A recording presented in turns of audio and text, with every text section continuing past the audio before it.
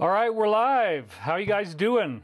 It's David Wilcock, and welcome to the show. This is the Solar Eclipse Global Peace Meditation. I hope you are doing well.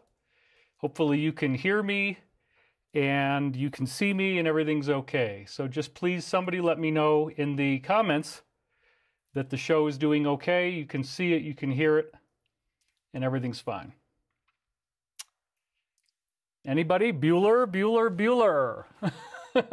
It is like a 30-second delay or something like that. So then when I say that, I got to wait a while. Everybody seems to be, okay, there you are. Okay, you got it. Great. All right. So I've been gone for a long time, and I apologize for that. Oh, my life has been very, very intense. And I'm sure yours has been too, because we're going through some very intense stuff. And this is not a time to ignore that or act like it's not a big deal. It is a big deal. It actually is a very big deal. And I'm as aware of that as anyone. I've been working tirelessly for 2 years, starting at 4:30 in the morning, on a very exciting project, which we're going to be talking about. So if you understand my work, if you've heard the basis of what I do before, then you know that I'm into spirituality, metaphysics, and I believe in a higher concept, a higher principle. And that higher principle has to do with angelic extraterrestrial life. I found out about extraterrestrial life quite a while ago. I remember reading books when I was 5, 6 years old and becoming very fascinated when I read the book Strange Stories, Amazing Facts, and I saw UFOs in the book. And I said, what in the world? If these are really coming here, and the book made me believe that they were, then why don't we hear about this? And why don't we know anything about this? So the answer is that we are not free. We have been under control, and there are forces that very much don't want you to know about the benevolent, angelic, higher ETs. I encountered this when I went out into showbiz.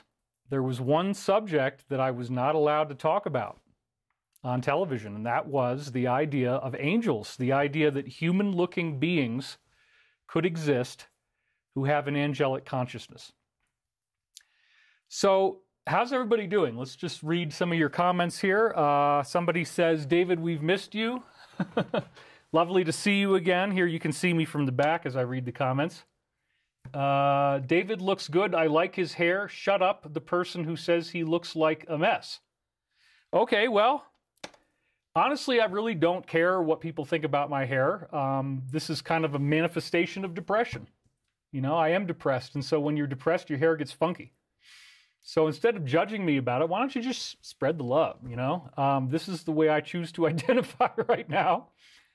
And I really don't mind if it doesn't look good to you. I'm sorry if that's the way you feel, but I really don't care. Anyway, okay, we got that one done. Bring us Colin McGazer, mate. I want to hear Colleen. All right, buddy, well, get your Colleen. We got to have some fun. We all freaking missed you. Can we talk about cryptids and why they are around? Is this part of the Mandela? We could talk about cryptids, I guess. Congratulations. Thank you for good content. Greetings from Colombia, your friend Fabian Sanchez. Michael Prophecies are a super read. Thanks so much. We missed you. Every time I think of you, here you are. Well, that's good. Your hair is fine, brother. 100% authentic. We're glad you're here. We have 3 devices. Your hair is fine. I like your spacesuit. Love vibrations to you. Great you're online. What do you think about the Nazca mummies? I think they're fake. Did I actually say that out loud? I've died twice. My heart stopped. The second time I was healed by angels or Elohim. I came back and soon found David. That's from Grumpa. You're a good person, bro. You surprise me with different types of music. You even like KRS-One. That's true. Where's your prop cigarette? I got rid of the cigarettes. I should have brought them out. Honestly, folks, it's been so long since I did this that, you know, there were problems with the set just now when I was getting started. To get this blue light behind my head here, that took some work to get these blue lights over here. The one behind me, that one was working, but then like this one, like the one behind my head here, that didn't work. So it's just been crazy, okay? It's been crazy. I haven't really been that happy. Writing books for 2 years really sucks. and I felt an extraordinary sense of urgency. I'd get up at 4:30 in the morning, and that's all I was doing. So there's an interesting thing about this type of art, the type of art that you're seeing me perform now, in the sense that you know, this is spontaneous. It's of the moment. It doesn't require really that much preparation, you would think. But actually, I've been meditating all day since yesterday. See, that's another thing I hate. I hate that when the light is on that thing. You see that? I hate that. And it was supposed to be fixed, but now it's not fixed. Okay, fair enough. There's an enormity of complexity when it comes to trying to make a complex multi-camera angle shoot like this and have each shot look good and have it be, you know, in the right place in the right way at the right time. I mean, this is camera 7. This is the new one. I got a new camera. So yeah, it's been very difficult. You guys know what my content is. I've talked about it for a long time. We're all suffering, and now we've got a very serious situation. We've got war escalating in Israel, and if you think that this is all going to wait until the 2024 election in November of 2024, I do not agree. And to think that wars will neatly fall in line with the election timeline, I don't think so.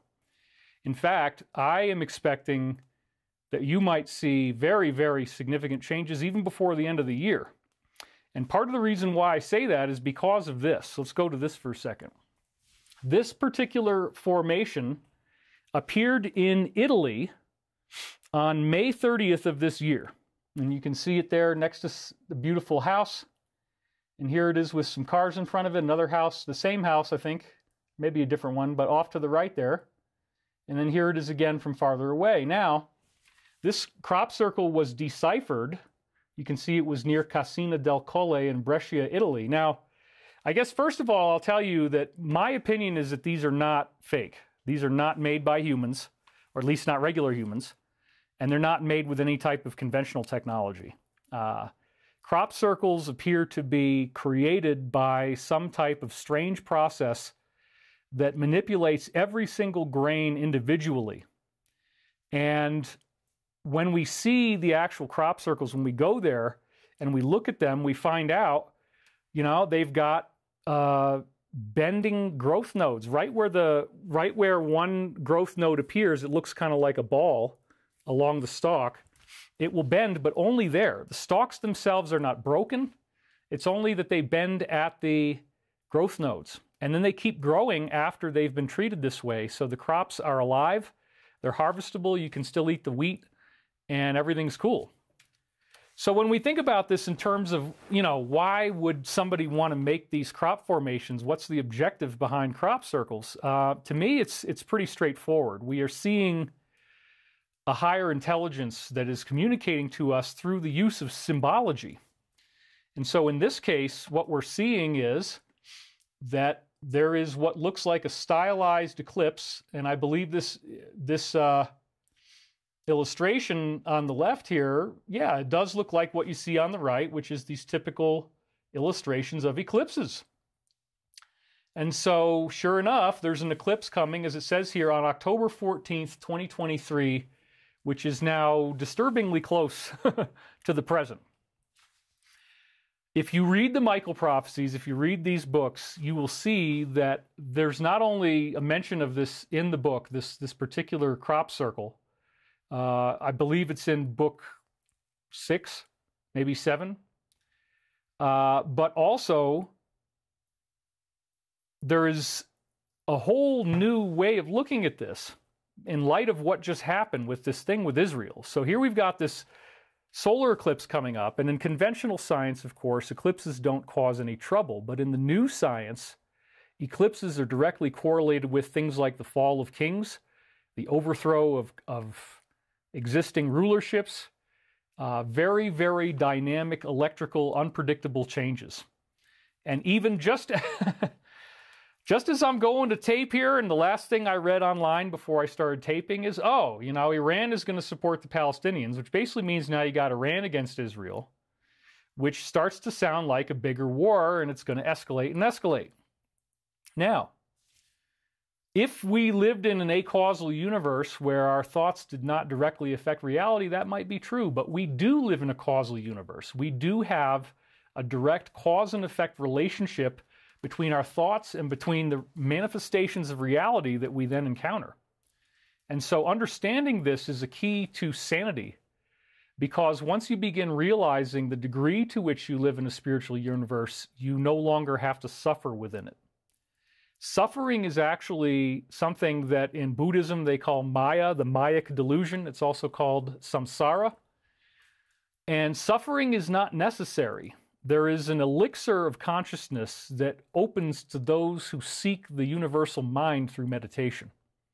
And that is what I am proposing that we are going to do today. So when I see this very scary crop circle, and then all of a sudden it's telling me, yeah, you know what, you're going to have some type of big thing going on October 14th, it's a very, very stunning event. And in fact, let me go ahead to another slide here that I have and show you a couple of the other crop circles that have been going on this year.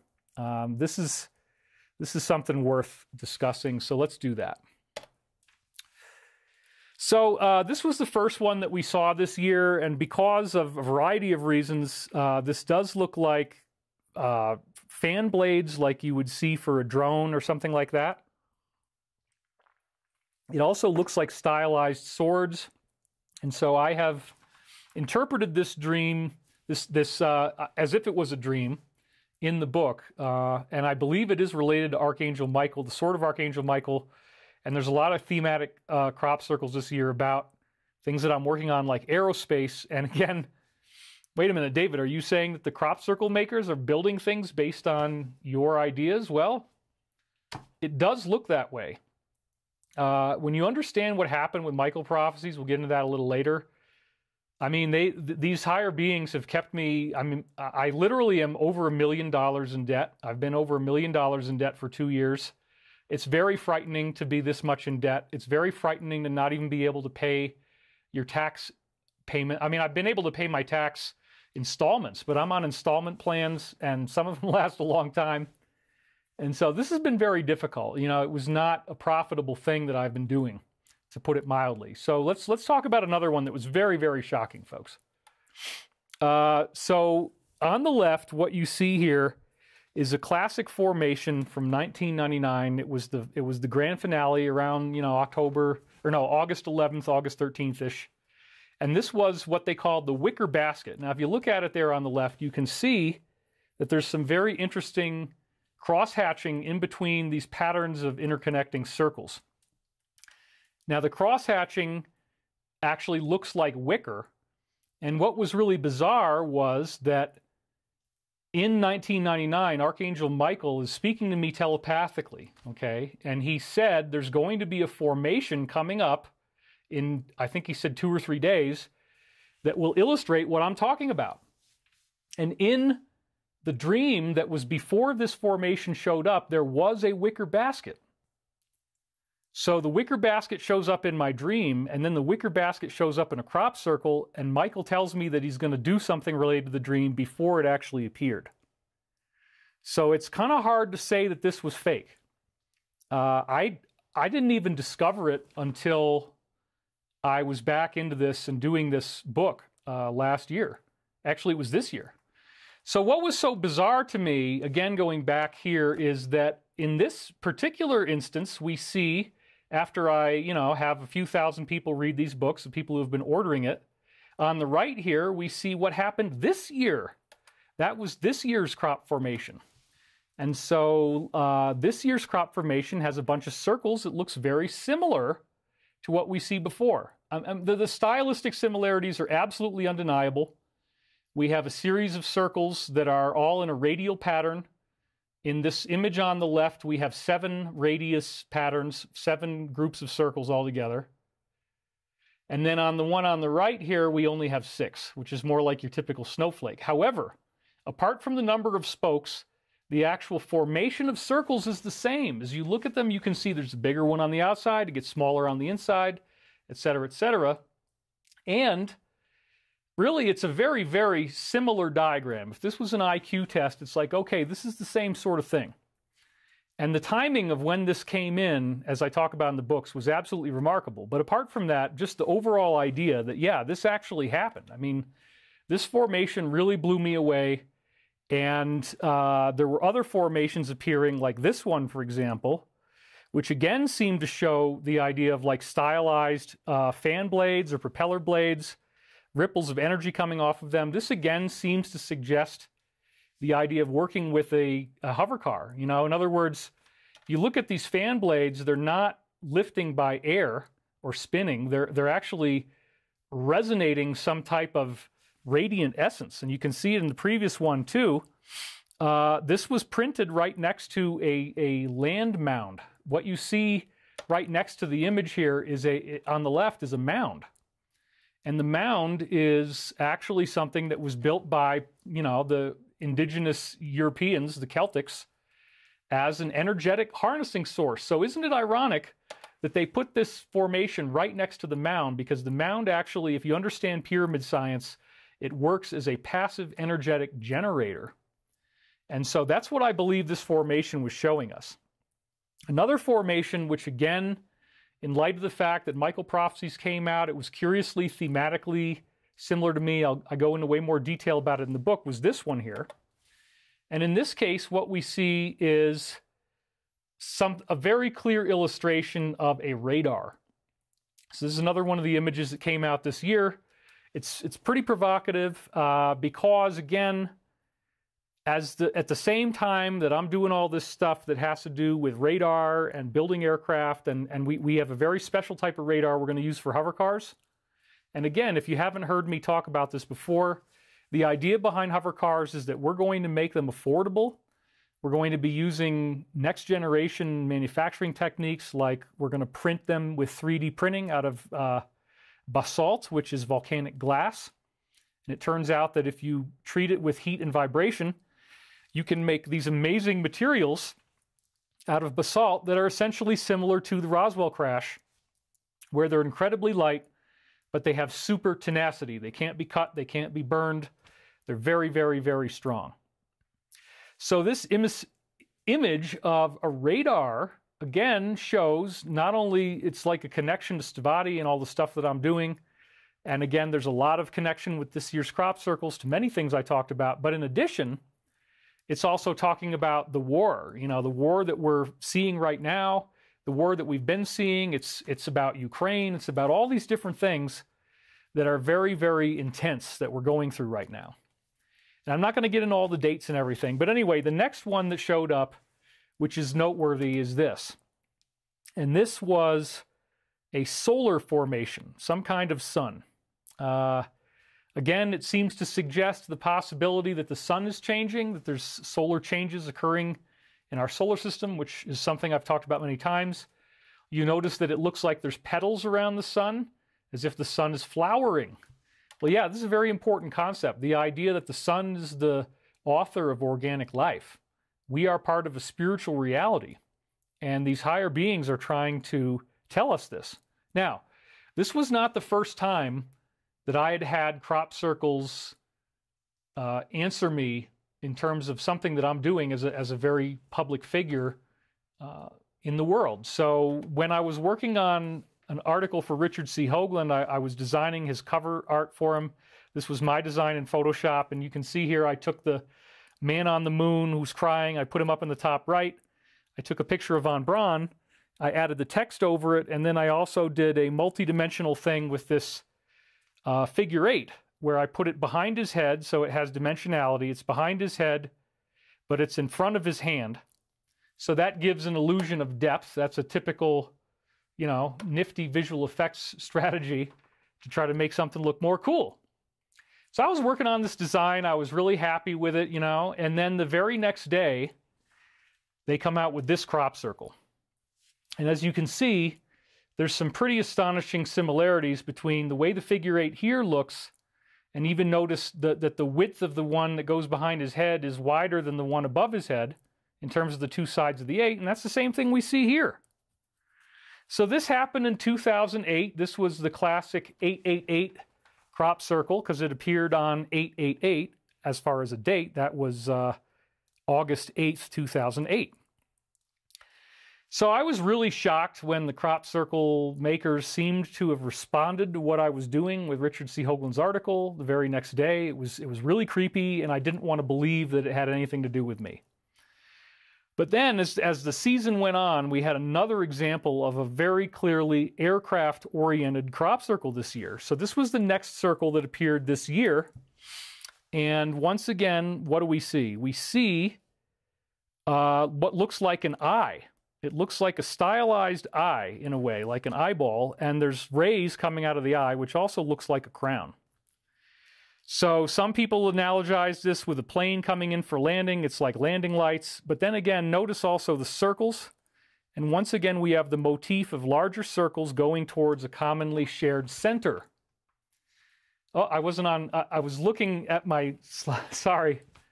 Okay, now I'm back on camera. Okay, so, yep. This was all good. It's live. Sorry if I made a mistake. But anyway, the point is you can see the circles in there, and they look very similar to the previous design. It's like a theme that these guys are now repeating. This was the next formation that appeared, and it again has a lot of similarities to the work that I'm doing, the 8-folded symmetry, a lot of interesting stuff, the mandala aspect. Then we had another one that shows vibrations. And sacred geometry. So that's another subject I get into very heavily in the books. This was interesting because of the fact that it illustrated when you see this particular formation, there's a series of these 3 leaves put together in a triangle shape. And I had already called that shape the womb in my book before they did this.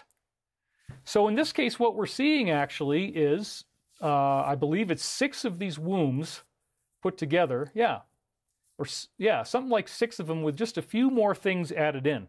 It actually looks like a stylized womb. It was in my book. I had specifically pointed out this shape in maybe book 3, book 2, something like that. And then it showed up.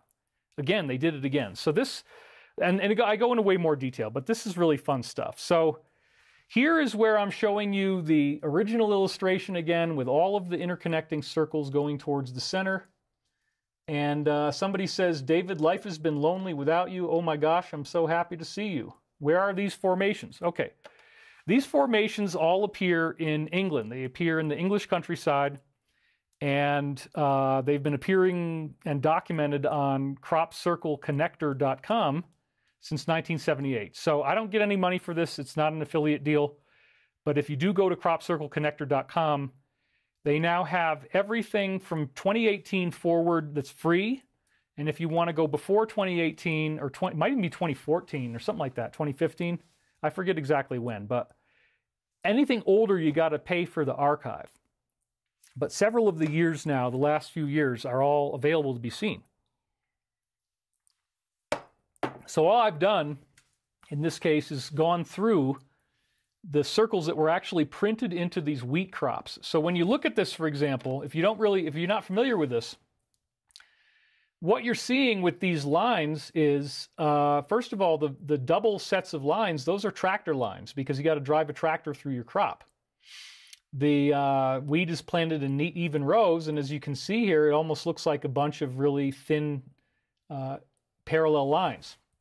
Then what's happening is that the crop is being pushed down by some type of energetic force. No humans are ever seen. There's no footprints. There's no tracks.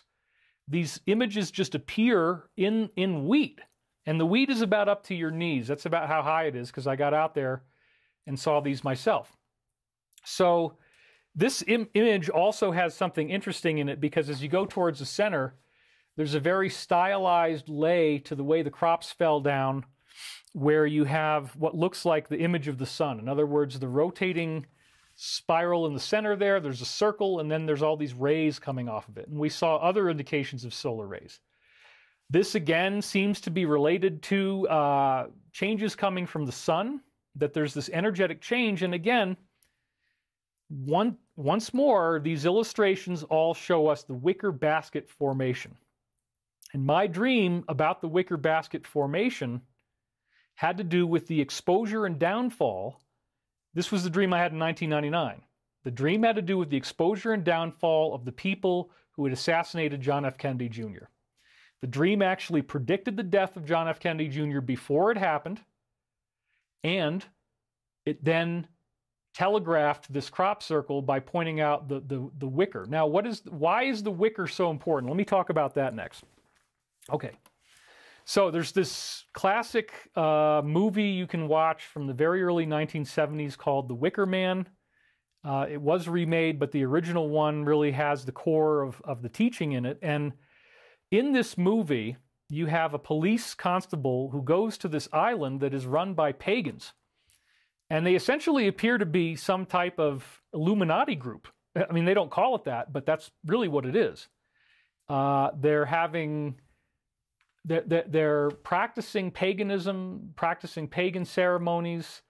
They're having public sex. They're dancing around the maypole nude, all these kind of interesting things. Interesting to some people, not interesting to others, but, you know, very abnormal and a very differential society, to say the least. So he goes out there to investigate the death of a little girl, and the ultimate point of the movie is that everybody at the island is involved in some secret organization, and they're all in on it together, and no one is going to tell the truth. They're all going to lie. They're all going to deceive you, and they're all going to work towards a common singular goal. And it's really pretty intense because what ends up happening is that the man who was sent by the government, by the police, to investigate and arrest them, or whoever did this, because all of them were guilty, they actually convinced this guy to dress up in a jester costume, and then they lead him right into a wicker man, and he's actually burned alive. He's burned alive in the jester costume because he's foolish and he doesn't realize what they're doing. He doesn't realize that they have him dress up as a fool, they have a parade, and they literally dance him right into the wicker man, and then they set it on fire and he burns. And he calls out to God, he calls out to his Christian support system, but nothing happens and he just dies. So this really does illustrate their belief system, but in terms of where the wicker man is now and where these dreams are that I was getting, it's very clear that all of that karma has now turned around. And we are now seeing the result of our collective shadow projection. This whole thing that we're seeing in the world is actually a psychodrama, and it's meant for our spiritual evolution.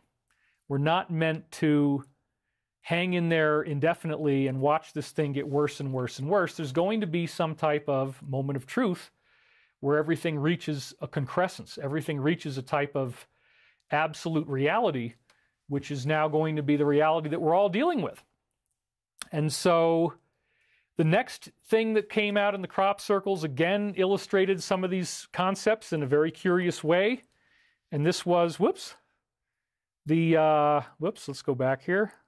Sorry, everybody. It's live, you know, you got to go with it. I want my animation to happen. There we go.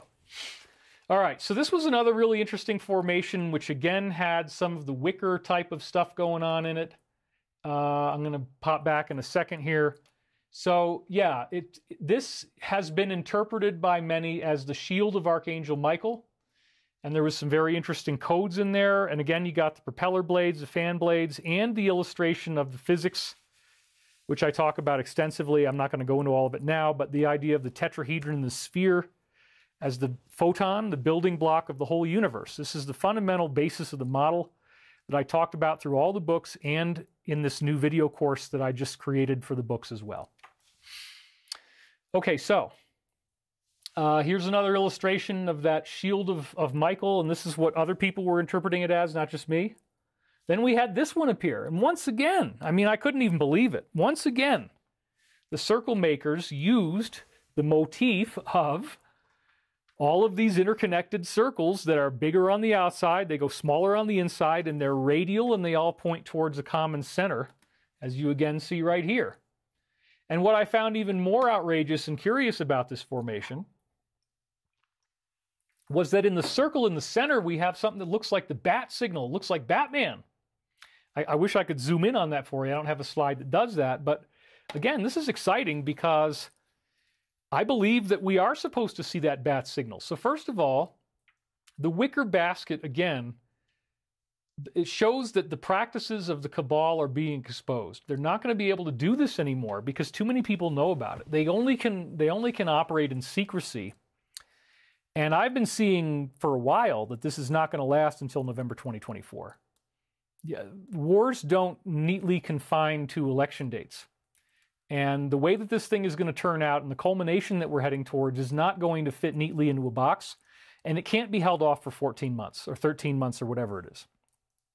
It's happening now, and again, all of these references to the wicker formation are all seemingly related to the downfall of the cabal, because again, the whole point of the wicker man is that the one who is set up and then betrayed, right? It's about betrayal, it's about being exposed, it's about being caught. In this case, in the original movie, the constable was caught, but now it's the other thing.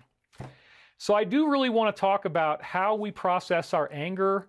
But first I want to get through the crop circles. But learning how to process our anger and how to reach forgiveness is an incredibly important step in making sure that we save our planet. All right. The next one that appeared was another one of these all-seeing eye formations, and it has very similar things to the one where the 4 points were coming forward, except now the eye is pointing towards us, almost like you're looking at somebody's stylized eye inside a telescope. So this, again, I believe, is symbolic of how everybody is now seeing the eye that's watching us. The all-seeing eye is being exposed. We all see it. Pun intended. Right? So then there was another one which really was fascinating, and that's this formation, which again shows 5-sided geometry. In general, they've done much less of this, but in this particular formation, we have a bunch of stuff that I had already talked about in the books, including when you look at these 5 spirals in the formation, it looks like DNA. It looks like cross-sections of a DNA double helix. And in the books and videos, I go into way more detail about that than I'm going to do now. But again, it was like, whoa, this is yet another example of how they, went through all this. And so in my course, it's still, half the course is finished. The rest is coming up. I am going to go through all of these crop circles in way more detail. This is a pretty fast and hazardous trip through the canon of this year's English crop circles, but I just wanted to get through them because the next one really, really, really shocked me. Because what we see here is unequivocally, without any doubt whatsoever, the NATO logo. They printed the NATO logo into the crops. And if you don't believe that it's the NATO logo, in the crop circle, they actually used this shot as a comparison. Now, this was a very German-looking celebration. And yeah, there's a bunch of guys with a bunch of big weird stuff and dramatic lighting of these columns and weird flags, and it's a satanic pentagonal table that they're all sitting at. It's blood red. And then, what's that in the middle of the table? Oh, that's right. That's the NATO symbol. You see it? You see the NATO symbol there? And you see it over here, folks? You think maybe, just maybe, the crop circle makers are trying to tell you something. Yeah, I believe they are. And I believe even that the people who analyzed the crop circle and found this NATO picture, that was part of it. Because when you look at the picture, hello, it's really, really creepy. It's very World War II-ish, if you know what I mean. So, now look, I want to have pride in America. I want to have pride in my country, and I do. But at this point, we have some problems that we have to deal with, and they're very serious. And it's on everybody's mind. This is a very troubling situation. So you have the wicker basket. You have the fall of kings.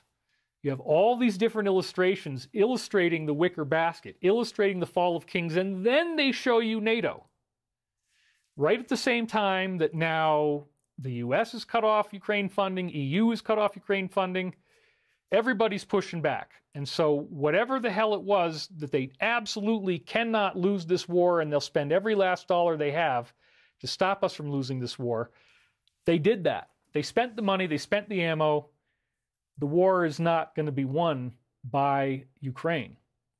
And some people are very upset about that. Other people are not. There's two completely alternative realities going on in the world. And I think one of the most important things we all need to do is to have respect for the people who believe differently than we do. instead of feeling like the only way to believe is the way that we believe. So when the NATO formation showed up with all these illustrations of the circles going inward and the all-seeing eye is being exposed and the sword and shield of Archangel Michael shows up, this is very, very interesting. The next illustration that came out in the crops after this very interesting NATO thing was this, which actually was another callback to the guys who originally did the Crop Circle Connector website, cropcircleconnector.com, which again is where you can find a lot of this. You can get lost in this website. I would really highly recommend that you subscribe to their archive. You can pay once. You have a lifetime subscription. It always works. It's never failed for me. I have a username and password. I pop it in when I type in cropcirclearchives.co.uk. Boom, I'm in. Then I can look at all the crop circles that have appeared every year from 1978 forward. And there's incredible stories in that information. There's incredible data waiting to be unpacked by us. And this, again, is a physics lesson about the basic particles that make up our reality, photons. It looks like a tetrahedron. These circles are all illustrative of the shape of the tetrahedron. And then there's another sphere inside of it. There's a sphere on the outside, there's a sphere on the inside. And then the three circles that are like in a triangular relationship to each other represent the nodes on the corners of this geometric pattern. Then we had this, which was a really interesting throwback. This was another crop circle that just unambiguously and directly referenced this 2012 crop circle. Now this one appeared in 2008. And as you can see, it is an outline of the planets of the solar system. I go through this in my videos, the ones that are now available as part of the Michael, Sacred Science of Michael Prophecies, how these planets in this alignment only align on December 21st, 2012. Yes, this was the Mayan calendar end date. So you better believe that in 2008, when the Mayan calendar end date is 4 or 5 years away, and crop circle makers are showing us these things, and they show us the alignment of 2012, that really got me riled up and made me say, we better take 2012 seriously because something's going on here. Then the farmer tried to destroy the crop circle, and the crop circle makers came back and they said, oh, if you don't like crop circles, well, hell, we'll just make twice as many. We'll print another big giant circle right next to the first one and gobble up the entire rest of this land canvas that we have. But there's a lot more going on here than just that. If you look on the left, first of all, there's 3 lines that have been driven through the formation. That was done by the farmer. The farmer was trying to desecrate the crop circle. But then they actually came back in and they widened the sun out to the orbit of Venus. Whoa. Does that possibly suggest that the sun will change? Does that possibly suggest that the sun will either A, get bigger, or B, give off some type of energetic outburst? Yes. That is exactly what it says. And again, now we're kind of delving into a massive, massive area of study, which is the concept of, okay, what's going to happen? What's going to happen on December 21st, 2012? Well, this seemed to be pretty on the nose, and it was saying something according to ancient science is going to be changing with the sun. Well, I'd already had the evidence in place. When this image appeared in 2008, it was, whoa. I mean, I've been doing this 2012 stuff. I've been out there lecturing about it for years. I've been doing radio shows for years. I've been online since 1999. And from the beginning, I was talking about Mayan calendar end date, solar energetic change of the solar system. The whole solar system is transforming, and we're building up to something. 2 different historians, Giorgio de Santillana and Hurst von Deschend, as you've heard me say before, discovered that there's 35 different ancient spiritual traditions that all talk about this concept of the end of the age. And they have these prophecies about the end of the age encoded into their mythology. So this is really, really fascinating. And when they showed us the stylized 2012 formation again here, and you see that, in fact, yeah, that's the same little thing. It's the one sun, it's the image of the sun. First of all, in terms of astrology, if you want to draw the astrological symbol of the sun, you put a circle with a dot in the middle, just like this. I mean, everything's exactly right. Even the size of the dot might be a little bit bigger, but it's the sun. Well, that is a callback to the 2012 thing, and to me it shows, just like what the books are saying, that the events that we were expecting to happen in 2012 are now happening today, but without catastrophic shifts. In other words, the sun is not going to explode, we're not going to be incinerated, nor am I like secretly winking my eye and telling you we're going to be okay when in fact I actually believe we're going to die. No. I do not believe for 1 minute that we're going to be cooked. The Michael Prophecies throughout all 7 books has made it very clear that we are going to be okay, and they are making sure the solar flash does not occur. One of the things I really, really love to talk about is the solar flash that did happen on Proxima Centauri, our next door solar neighbor, as of March 17th, 2016, I believe it was. And you can very precisely backdate how long it takes the light from Proxima Centauri to get here. It's 4.626 light years, I believe, or 262, something like that. 4.2 something, 4.2-ish. Anyway, the point is, if you do all the numbers, and you've seen some of these videos before, you can go back in my YouTube live collection, look at this, but we did have a solar flash on Proxima Centauri, and it was massive. It made it into a visible star. It was very, very hot. It would have destroyed any life on any of the planets in that solar system, and it happened within 3 days of December 21st, 2012. The closest date that we can pin it to is about December 24th, right the day before Christmas. So isn't that interesting that we got a Christmas present from the universe, and it actually happened either the day before or on Christmas, but within so close to the end of the Mayan calendar end date, that the sun right next door to us, the closest stellar neighbor we have, had a solar flash within 3 days of what the mother of all the 35 ancient prophecies told us was the exact date that this solar flash would happen. It did effing happen. It did happen. It just was next door. So isn't that bizarre? I mean, it's just like, whoa, man. And it happened on Christmas, like it was a Christmas gift for us. Well, yes. When the original crop circles appeared that I was talking about, we didn't know where this was going. We didn't know what we were headed into. And so when I see this image of, the December 21st, 2012, and then they come back and they make the sun widen out like this, the other part of the image was, okay, what's that circle on the right? Well, it's all hollow on the inside, and there's all these little doobie jodgers outside. Yeah, that's a real word, doobie jodgers. I learned it from my buddy Larry Sire in Texas. Doobie jodgers is something you can say in Texas and get away with it, okay? Anyway, the point is here that when you look at this image on the right, there's a circle with nothing inside of it, and that could indicate the cell wall. In other words, what you see on the top, that oval shape with the bumps around it, that looks like a nucleus. And then the other squiggly guys on the bottom look like various cell organelles. And I had a biologist tell me this. Well, then why would the cell organelles be outside the cell wall? And why would the cell wall be drawn as the same size as our own solar system? Well, does this suggest that all life in our solar system will be transformed in a way where we won't need biology anymore? That's actually what I think is going on. So let's see what else we got here. The last image that I have in this particular set of formations was this. This appeared in 1997, and this was the Kabbalistic Tree of Life formation.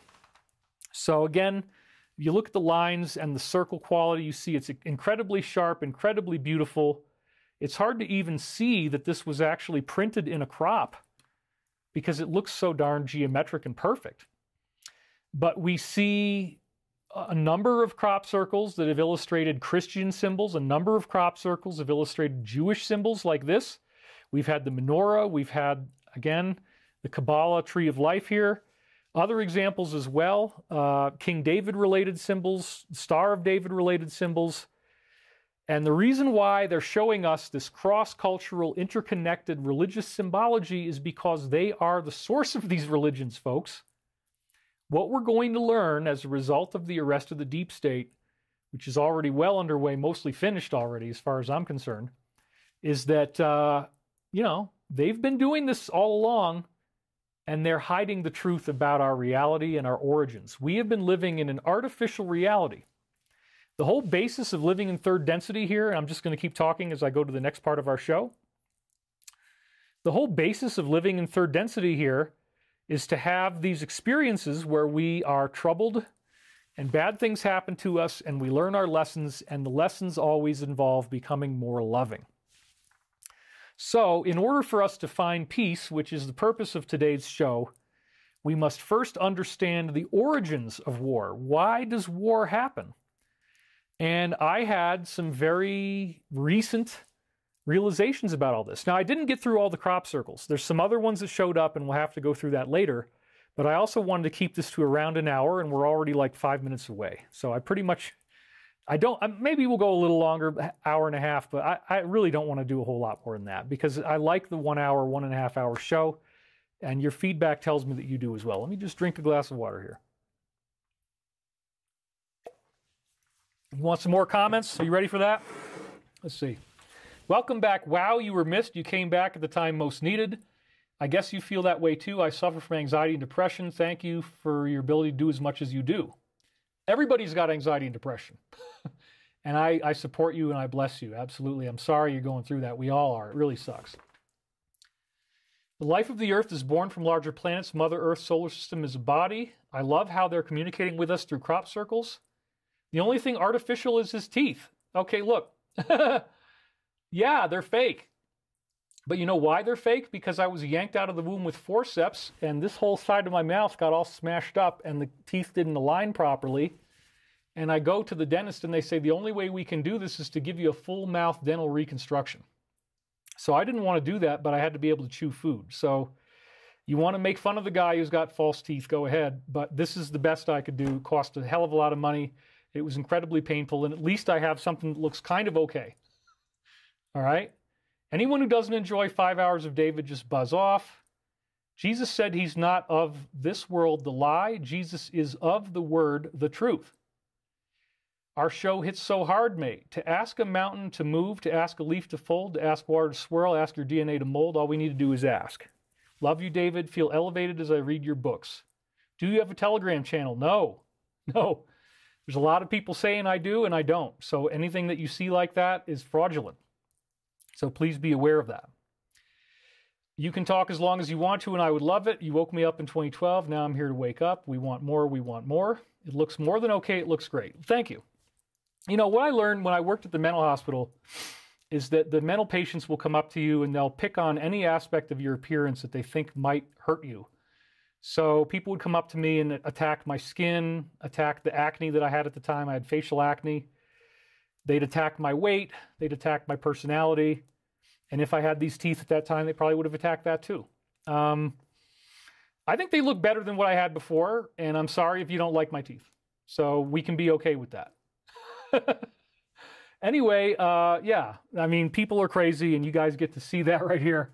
This is not fun, folks. You know, going out there into the world and being heckled is not really the best time, but I deal with it the best I can. And I hope you can take it lightly when people do this to you, because this is actually the great lesson. Folks like me go out there in public and other folks think, yeah, I can just hate him. I can just hurt his feelings and tell him that his teeth suck and his face sucks and his eyes suck and his jaw sucks and his hair sucks and his clothes suck. Okay, but you know what? I'm still going to fight for you. I still want you to be free. I still want you to eat meals and have water and have a roof over your head and not be clutching a machine gun and fighting against some type of invasion. I'm willing to do this despite how much I'm attacked. I'm willing to do this despite how much I'm hated. And if you don't have enough haters, then you need to get more. That's the basis of being a truth warrior. You have to learn that it's okay if you're as ugly as hell. You can be the ugliest MFer there is. You can be totally fat, totally disgusting, totally disgusting. It doesn't matter. It doesn't matter what you look like. And I love you just the way you are. The fattest, ugliest, scrawniest, craziest, skankiest, smelliest people have come up to me at conferences. I have hugged everyone. I have never refused a single person in line. Even when stalkers came up who I knew who they were and they'd been stalking me every frickin' day, and in some cases, very nasty sexual stuff, they came up to me and I hugged them. All right? And I'm not even going to name names, but there's a couple I'm thinking of off the top of my head. One of them was an Asian lady. That's all I'm going to say. She gave me a really hard time every day. Long letters with elaborate, very crude sexual fantasies about me. Every day. And then she shows up in line. What are you going to do, man? Well, I hugged her. And I acted like I didn't know who she was. That's how I actually handled it when it came to pass. So even if you're somebody writing those kind of comments about me, if you came to my event, you got in line, I would still hug you. I actually would. I'd smile at you, I'd be nice to you, and I'd still hug you, even if I know who you were and what you were doing. Because I'm not attached, okay? I'm not attached to the drama and the fighting, and this is very important. So, would you hug me even though I'm a vandal? Yeah, of course. I mean, look, the reason why people vandalize property is that they feel unheard. And I had this woman come after me and vandalize me. I mean, this is what just occurred. There's a few different sources of spring water here in the mountains of Colorado, and I hit them. I don't usually go to the same one because I don't want to create a pattern of activity.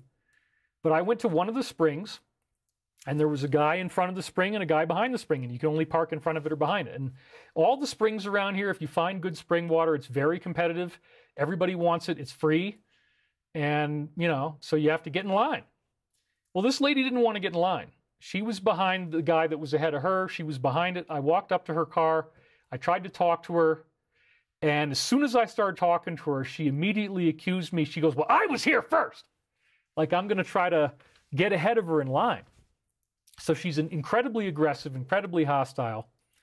And I cleaned it up and I said, no, I'm just trying to figure out where I'm going to park. If you want to move where this guy is because he's about to leave, then I'll go where you are now. Oh, yeah, that's fine.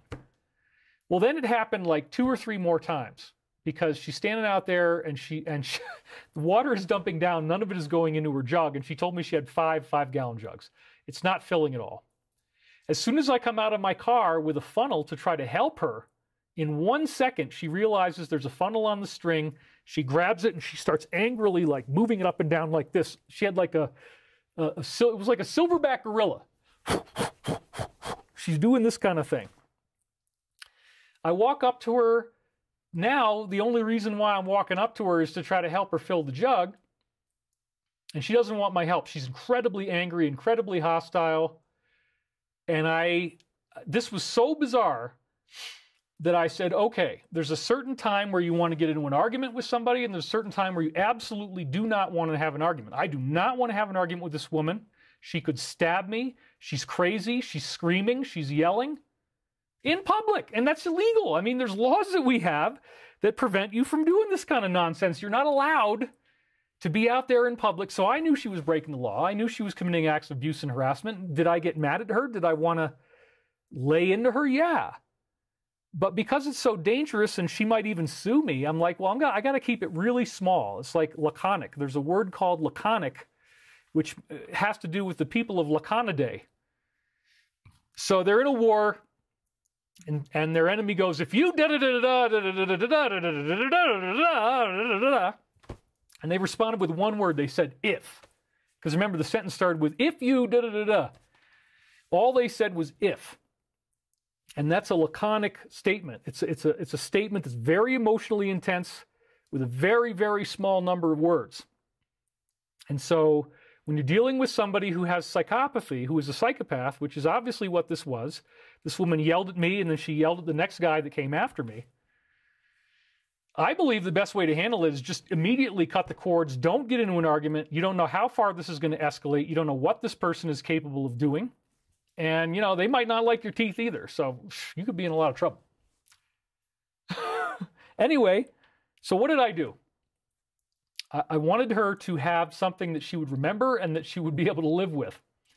So I said, you are very strange. And then I turned around and walked away and said nothing else. And of course, I know in her mind that that's going to give her a gap of silence where the Jim Morrison song, is going to play out in her mind. People are strange when you're a stranger. Faces look ugly when you're alone. Women seem wicked when you're unwanted. The streets are up even when you're down.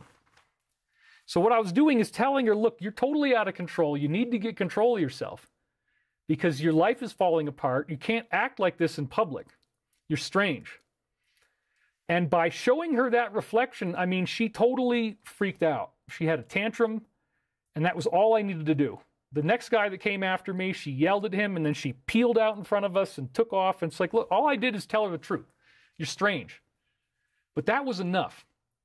So sometimes the best thing you can do is to let the other person withdraw with dignity. If the nature of war is that you don't feel satisfied enough by what you've already done to defend yourself. You got to keep defending and defending and defending and defending. Wars go on because we don't know how to stop this behavior. We don't know how to end this behavior. We just keep wanting to fight. We keep wanting revenge. We keep wanting justice. And we don't know when it's ever going to end. And that's the danger that we face right now. The deep state has done outrageous crimes, but the Michael Prophecies reveals that those crimes are what prevented this pole shift from happening. So you can be very pissed off at the cabal, but you can be happy that you're alive as well. Because the angelic forces are not going to let us have a nuclear war. They're not going to let things go into a big full-scale conventional war either. And when you start to understand what angelic forces are, this begins to make more sense. So the angelic forces have our backs. They have our protection here. But we have to do our part. We have to learn what's going on. So after this woman confronted me, I realized that one of the main teachings that I wanted to share with you guys today is this concept that bad boundaries lead to infiltration. So in the case of what I was going through here, let me cut back once more. Pour myself another glass of water. Being hydrated enough is a very important part of having a happy show. So bad boundaries, huh? Why would I mention bad boundaries as being so important? Well, the idea is that Michael has said that the conflicts that we have in the world are holographic projections of the conflicts in the human psyche. And therefore, this massive thing that we're going through as a planet right now is a teaching for us to become more loving and positive and spiritual, or to become more negative. But there is a polarization. You do have the option of which way you want to go with this. So when you have bad boundaries, you allow psychopathic people to come into your life, and you engage in codependent behavior, which is often referred to as caretaking or people-pleasing. It was very, very interesting because this woman totally yelled at me, and then 2 days later, I was at a local stop getting food. And there's only, certain food that I like, and I can only get it on certain days. So this was a Saturday. The food was available. I was there. Oops, let me not mess up with my mic here. Sorry about any noises you're going to hear.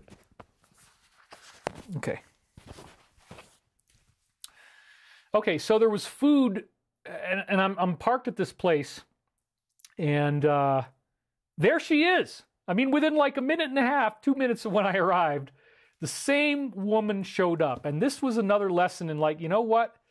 If you act like that one day, it could come back to you the next day because you live in a small town and you run into the same person. Now, thank God she didn't notice it was me.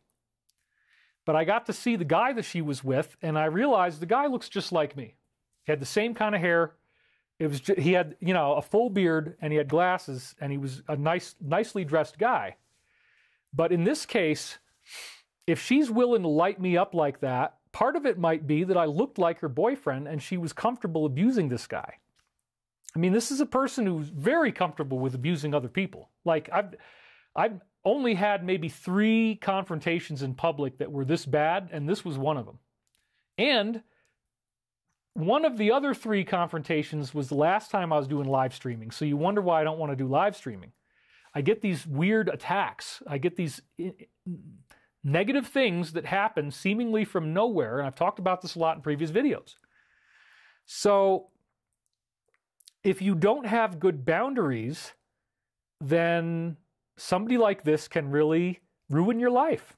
You know, when a psychopath gets into your life, you oftentimes do not understand what you're dealing with. You don't know what behaviors to look for, and you let them run roughshod over you. So there's lots of interesting things here because, again, if you have bad boundaries, whoops, let me get to the slide. If you have bad boundaries, it leads to infiltration and takeover. So when you can't protect yourself, when you feel like, well, I might hurt somebody's feelings, I can't be honest, I can't communicate what I really am thinking and feeling, I don't ever want to be like that again. I would say one of my deepest weaknesses as a person in the past is that I would consistently find myself in situations where people upset me and then I didn't tell them what was going on, and instead I used passive-aggressive means.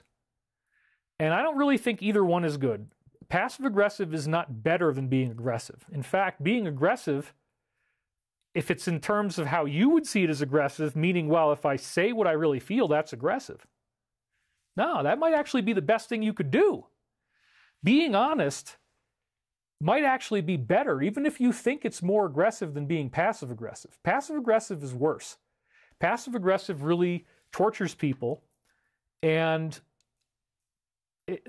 we don't understand what we're doing. I think all of us in general have a much higher level of anger than we really believe, and it's typically an anger against God at the end of it. That's why Michael calls it the Elvis Maryland syndrome. You know, these are the two biggest names in our history who were known by their first name basis only. They became very famous, very wealthy. Okay, now let's look at their lives and see, were they happy or not? And the answer is, oh my God, were they not happy? Elvis died in a bathtub, alcoholic, overweight. Marilyn died of a drug overdose.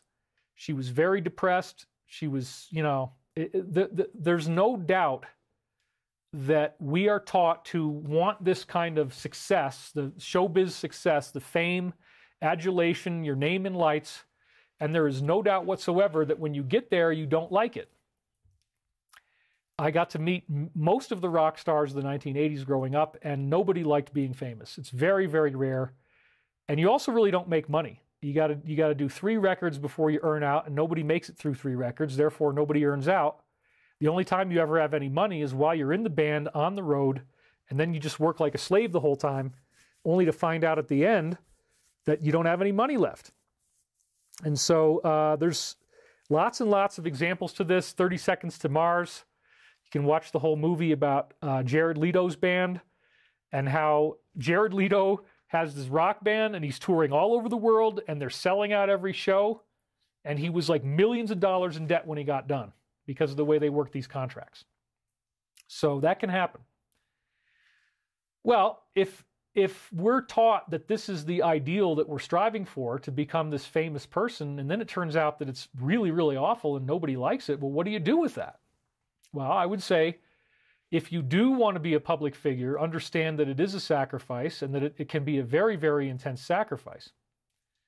But also, again, I want to point out that there's a hologram between an individual having a relationship with a truly psychopathic person, which you may or may not have ever had, but we got to look at that relationship, that relational dynamic, and then extend it over into what's happening in the world. So what happens when you have bad boundaries and you're passive-aggressive is that you are now allowing them to do the dirty work. What do I mean by that? Well, what I mean by that is that this is how governments get authorization from the people to commit mass atrocities. The people have bad boundaries. The people don't want to stand up for themselves. The people don't want to communicate honestly and clearly about what they really are feeling. And so these political entities then look for, where are the hot points in society? Where is the conflict? Right now, there is an incredible amount of racial trouble that is being stirred up. If you think about it, with this mass illegal immigration, there is a temptation as an American that if you see anyone who is a Latino or a Latina, that you think they're an illegal immigrant, which might then lead to anybody who's a Latino or a Latina being treated with less respect than they were before because there's a presumption that they might not be a legitimate American. You got to let go of that. You can never assume that somebody's an illegal immigrant when you look at them. Same thing with black versus white. This is a particular issue that has been so heavily amplified in this country in particular. And I grew up in a completely racially integrated part of upstate New York. I hung out with black people. I hung out with every type of ethnicity there was. Asians, Jews. We were all happy, harmonious. I didn't even know that anti-Semitism was still a thing at all. My best friend in high school was Jewish. My best friend in college was Jewish. So like, then I moved to the South and I'm like, wait a minute. After World War II, like some people are still mad at the Jews? And now it looks like whites are the Jews, right? Whites are the new Jews. It's this owner class. It's this oppressive, elitist race that is now taking our money and, you know, taking our opportunities away. This sounds very familiar, folks, because it's the same stuff. They just keep doing it over and over again. And they try to find, okay, who's angry? Who's angry? Who's angry? And how can we do the dirty work? How can we do the dirty work for your anger? Oh, you know what? It's okay if you're passive aggressive. We love it. We love it if you don't tell us what you really feel. We love it if you effing hate us. We love it if you walk off and you stew and you're so mad and you're just going to sit there and do your little blog. But we don't care, right? That's the way they think. We don't care because, especially, the best thing you can do is tune it all out. And I've seen so many people now, they're like, oh, I've just tuned out the news. I'm not paying any attention to what's going on at all. Wow. You're not paying attention? You've tuned out the news? I don't mean to be rude to you, but I think that's a very, very dangerous thing.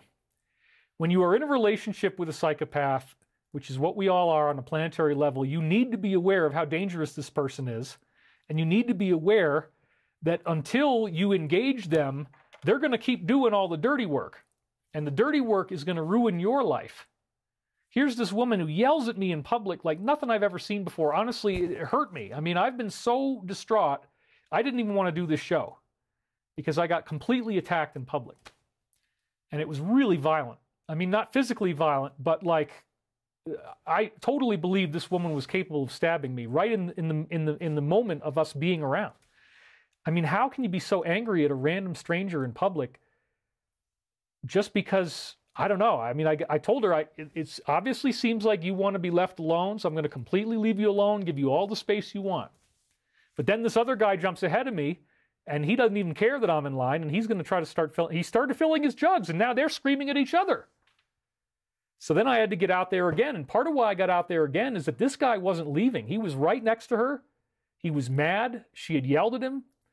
And I'm like, this guy might assault her, so I better get out there for her own protection. So I did. That was part of why I went back out there again. And she laid into me again. And then she peels off and takes off in front of both of us. And I counseled the guy. His hands were shaking. He was crying almost. He was very upset. And he told me that she just went crazy on him. I'm like, well, yeah, what you just saw in the field is a true psychopath. They can be men or women. They do not care about how they affect others. What they do is they go through life and they create confrontations like the one you just had. It doesn't matter whether they know who you are or not. They're just bullies, and their main focus in life is making other people miserable. The more miserable they can make you feel, the happier they are. That's just the way this stuff really works. So another big principle that I want to talk about is Karpman's drama triangle: rescue, persecute, and victim. Now, this is what happens in individual relationships, and I realized this morning that this is what's also happening in the relationship that we have with these global elites. In other words, we are all engaged in this three-part system of rescue, persecute, and victim. Now, what does that mean? There was a psychologist named Dr. Karpman, and he came up with this. The idea is that when you have not healed from codependency, you keep running through this three-phase process with other people you know. And so the first thing you do is you look for someone who needs to be rescued. And this is the rescue part of the triangle. Once you find someone to rescue, you then give them something that they couldn't have done on their own. You help them out, you save their life. But the next part of the thing is that after doing all this, you feel entitled to love from them. You feel entitled now. Well, because I've done this for you, I want you to behave a certain way for me. But the person doesn't behave the way you want because your expectations are too high. And in rescuing them, typically you actually want a really big payoff that you're not going to get. So when you don't get the really big payoff that you thought rescuing them would give you, when you don't get the life and the manifestations from them that you want, now you move into the persecute phase, which is the next one here. Rescue, persecute, and victim. And you persecute them and you get angry and you push back. So like, you know, in the case of what happened with the stranger, I tried to rescue her by giving her my funnel. And then as soon as she saw my funnel, she used the one that was there and then was very, very aggressive about, well, what's wrong with this funnel? You know, and all this kind of stuff. And you're holding it like a silverback. I mean, like a coconut in the waterfall. What are you doing, you know? And all these macho, masculine, her face the whole time, she's... It was unbelievable. I mean, and she was delaying it as long as possible because she knew that we were waiting for her. So the longer she's got to drag it out, the better. So she keeps going into her car, and then she finds another tiny little bottle, and then she fills it like this. Yeah, it was so crazy, man. You just cannot imagine. We cannot imagine. So then after the persecute phase, you persecute them because you push back and you say, well, you're not loving me enough, and now I want more love, so I'm going to get mad at you because I want you to love me. That's what's really going on. That's the secret. Do people love you more? No. Do they love you more when you get mad at them? Does you getting mad fix anything? No. And then they don't do what you want, and they withdraw from you, or they otherwise fight back or piss you off, and now you go into victim. Oh yeah, that's right, because there's 3 phases. Yeah, so the last phase is victim. And the last phase, now you go around and tell everybody how much you hate this person. Oh my God, they're so terrible, I can't believe... Blah, blah, blah, blah. But wait a minute, you were the one who rescued them in the first place, and the reason you rescued them is that you wanted them to have a debt to you that they would need to pay back. Let's be very, very, very honest, because that's what you have to do. You have to be very, very honest with yourself. You're creating a debt, and you want them to pay it back, and that's entrapment. You found somebody who's weaker, you found somebody who had trouble, you wanted to rescue them, you wanted to help them out, but then when they don't have gratitude, you get pissed off, you yell at them, that doesn't work, and now you feel like a victim. Unless you heal from this through forgiveness, the next stage of the triangle comes in, and again, you rescue someone, and again, you persecute someone, and again, you feel like the victim. And you're helpless, and it never stops. That's reality. Now, the Cartman's drama triangle, this 3-phase process, rescue, persecute, victim, actually applies equally well to what we are seeing with the deep state, cabal, whatever you want to call it. Insofar as that we feel like we are the ones rescuing them. And how do I mean that? Let's say they create a mandate. They say you have to wear something or you have to take something, right? You're rescuing them. You're part of the codependent relationship if you then go out and fight other people on their behalf. You fight other people. You demand that they wear. You demand that they inject. You demand that they do whatever it is that they're supposed to do. And then, of course, they don't want to do it. And then you persecute them. And then persecuting them doesn't work. And then you feel like a victim. And so if we stay in anger, we're never going to heal. The secret to all this actually is loving yourself enough to walk away from a sick person.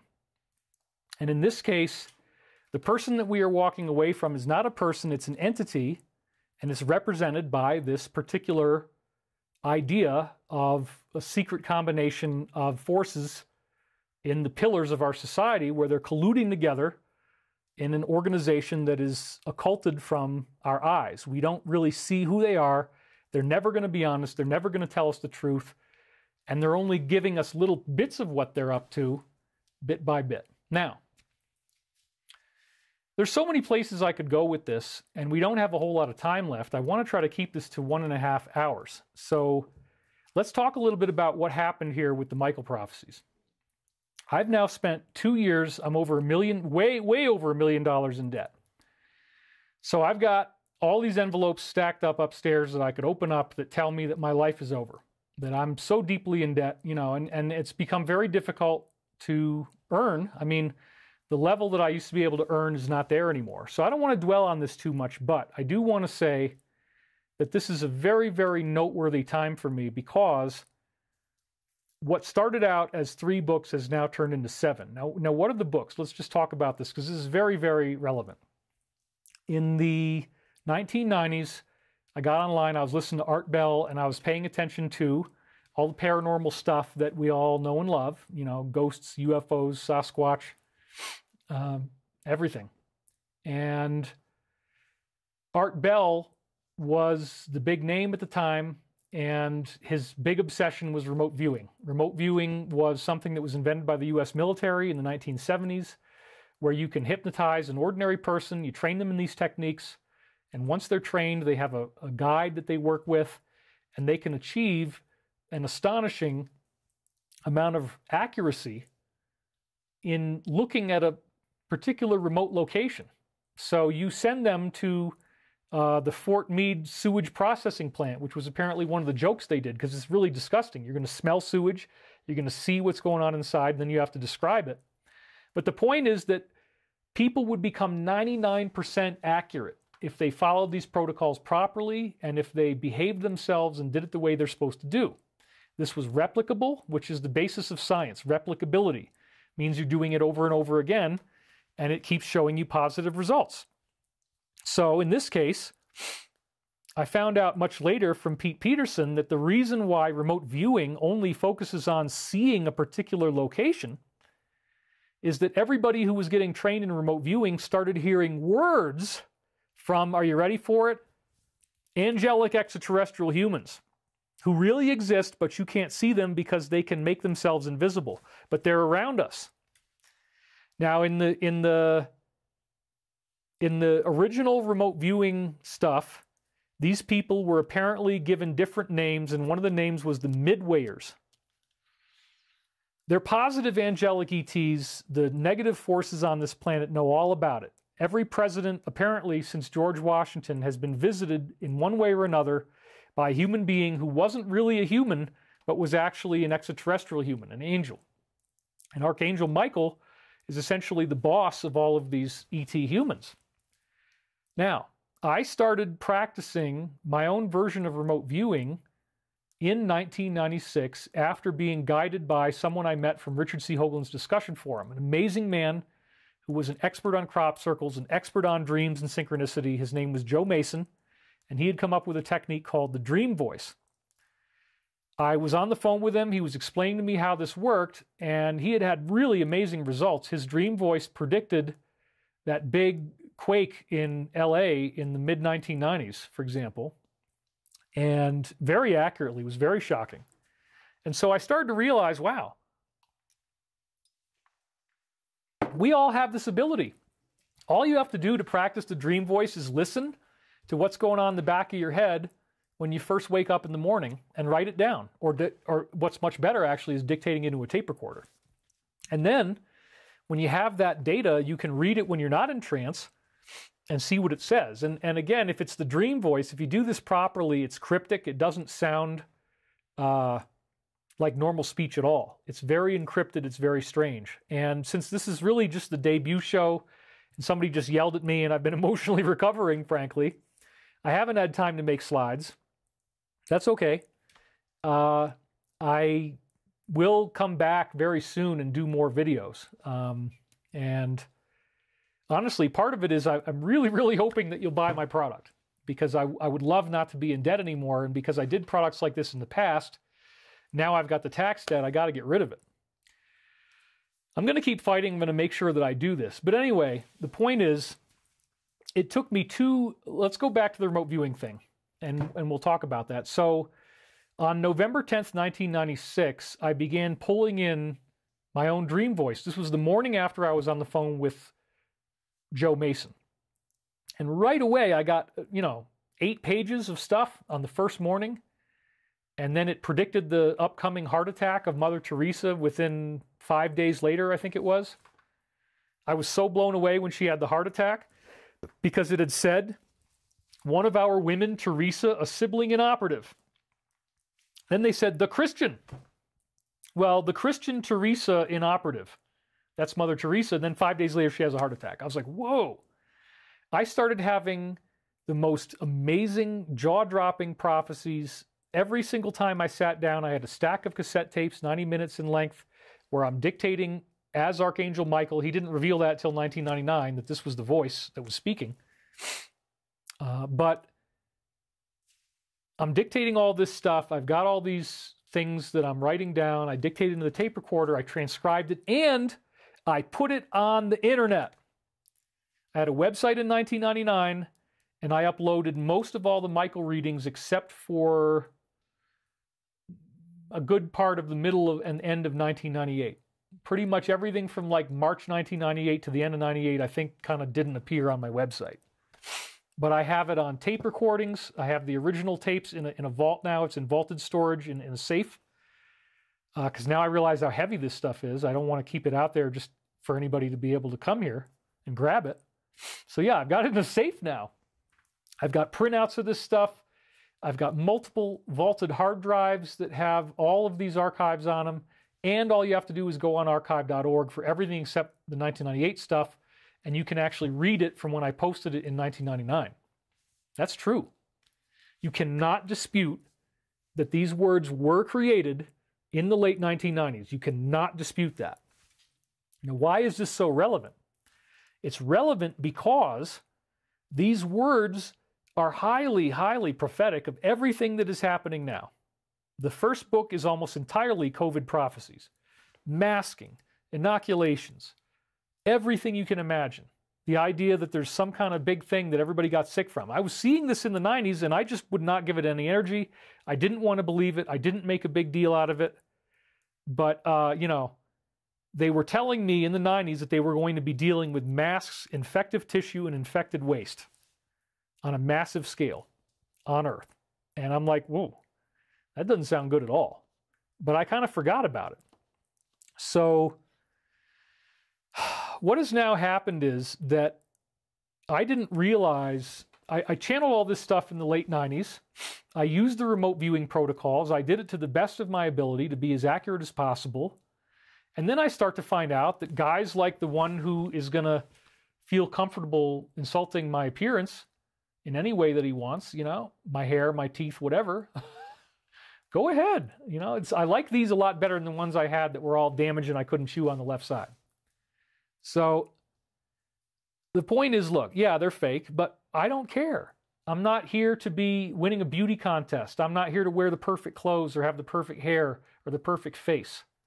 I'm here to try to stop you from completing your own suicide.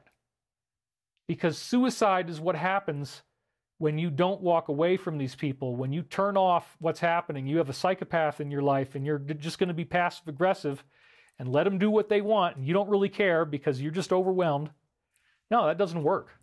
You authorize your own choices, and so again, you have to love yourself enough to walk away. And this is a very, very important part of what we're talking about here. We're going through a breakup. We're going through a cosmic divorce with the deep state. And in divorce, the most important thing is to be kind. You don't want to be rude, you don't want to be aggressive, and you don't want to get too angry. Once you understand what a psychopath is, you realize they don't have any control over their behavior. There's an amazing discussion in Book 3 where I go through 17 different regions of the brain that are affected by psychopathy, and perhaps all but 3 of them are areas where the brain is greatly reduced. In other words, it has less activity. You see a massive rotting of brain tissue. There's actually a rotting of brain tissue in the hippocampus. There's a rotting of brain tissue in the frontal lobes. There's a rotting of brain tissue in the insula. There's a rotting of brain tissue all throughout the prefrontal cortex, the orbitofrontal cortex, the anterior cingulate cortex. I mean, there's all these areas of the brain that I found, and I found the documented medical studies that show what these parts of the brain do for you and then how they're deactivated in the psychopath. The really shocking one out of all of the data, however, apart from the fact that the frontal lobes are all shut down, the whole thing looks dark on an MRI, and that's where you process emotions and morals, they don't have the ability to process that. And the orbitofrontal cortex is right where the mark of the beast is in the Bible, right in the middle of the forehead. This is one of the areas that shuts down, and it's directly related to moral and ethical decision making. It's right here. So we have to rethink everything that we were looking at.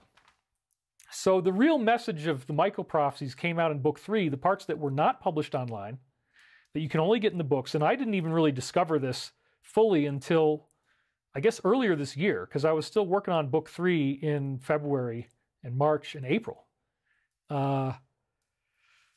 Michael is telling us that they're going to prevent a nuclear war. They're going to prevent the planet from being literally incinerated, but they allowed this COVID stuff to happen. They allowed these shenanigans to occur. Now, there's a lot of people who have been codependently entangled with the deep state, and if you're involved with a psychopath, you might go out there and fight their battles for them, because if you don't, then they're going to hurt you too. So you look the other way, and you tacitly endorse the behavior, and you may even participate again in Cartman's drama triangle with others. You are rescuing your perpetrator by doing what they want. You're rescuing them by going out there and enforcing their mandate. And that's not really a smart thing to do. Let's just be honest. It's not smart. You don't want to appease these people, because the more that you do, the more they will perpetrate against others, and the more trouble you have, and the deeper you're falling into an abyss. And there's really no way out. So it's all about learning to love yourself enough that when somebody comes by who hangs out all this bait for you, like maybe they look really good, like the woman at the water fountain, she was very, very physically attractive. You know, in the crassest possible terms, I would say she was probably a 9. All right, she was very attractive. She had a very nice sports car. She was clearly some wealthy elite woman. And she's just out there in her Audi. Yeah, I shouldn't have said that, but yeah, okay, it was an Audi. So she's out there in her Audi, yelling at people in public, all dressed up, all hot. And you know what? Nobody was buying into it. And the craziest thing, I probably shouldn't tell you guys this. Do you want to hear something really crazy? You want to hear it? Yeah, you do. Okay. The craziest thing that happened, folks, is that she came on to me sexually. She actually said, "Do you want to fill my jugs?" And she does this. And that's when I said, "You are very strange." And that's when I walked away. She was literally trying to seduce me right after she was yelling at me. She pushed out her tits. She does this whole, looks at him and looks at me and says, "Do you want to fill my jugs?" I'm like, what? At that point, like, what do you say? You know, do you go into an argument? Do you laugh? You know, do you fight back? Do you defend yourself? What are you going to do? And I decided what I'm going to do is, "You are very strange," and then walk away. And I said, "I'm going to give you all the space you need, because you obviously don't want to talk to anybody." Okay, well, you know, I think this woman probably hates people in the country. She's probably been taught that by the media. She probably thinks that we're all supporters of someone. I'm not going to say the name right now. You know what I'm talking about. Yeah, we are. And that's okay. And it's not like we're all going to hurt somebody either. It's not like she's going to be dragged off into the woods and hurt by anybody. But if you act like you're going to be, and then you begin aggressively attacking people, yeah, people are going to get mad. And that's why I wanted to make sure this other guy didn't hurt her, because she was just in a complete meltdown. Very, very, very unsafe. So if you go out there and you bond with somebody who is not really healthy but is a psychopath, they're just going to keep getting you to bend your morals more and more. They're going to see how far can they push you.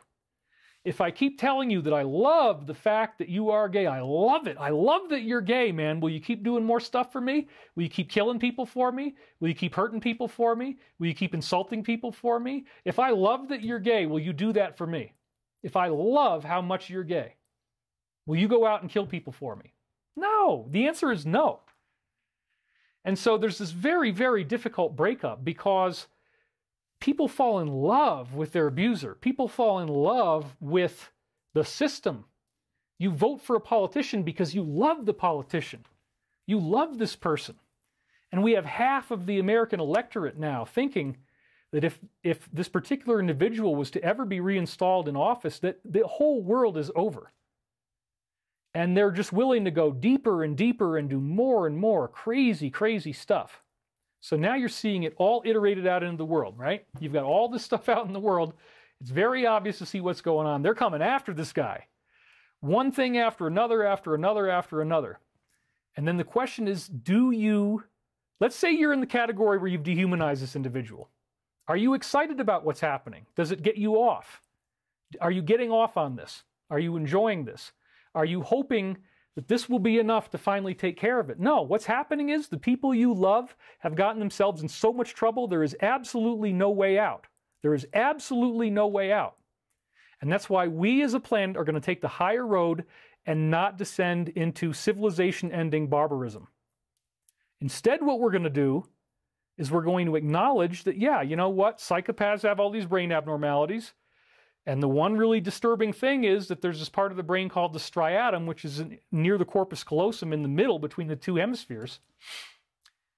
And the striatum is what feels pleasure. It's one of the centers of the brain that activates when we feel pleasure. A normal person will not feel pleasure when they see someone else getting hurt. But in the psychopath, if you measure their brain, you see that, okay, there's no frontal lobe activity, there's no electrical activity up here, the hippocampus is shut down, the insula is shut down, you got some other stuff in the back that's also going to be shut down. But the striatum lights up. The pleasure center lights up when they see people being hurt. They get off on it, and we can medically prove it.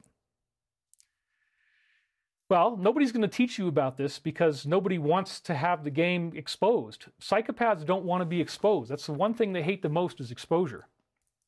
So when you understand what we're facing, they're really essentially medically incapable of getting better. That's a big, big part of psychopathy. They would need an extended time without exposure to any of the things that reactivate their trauma. They basically need like an extended nature retreat.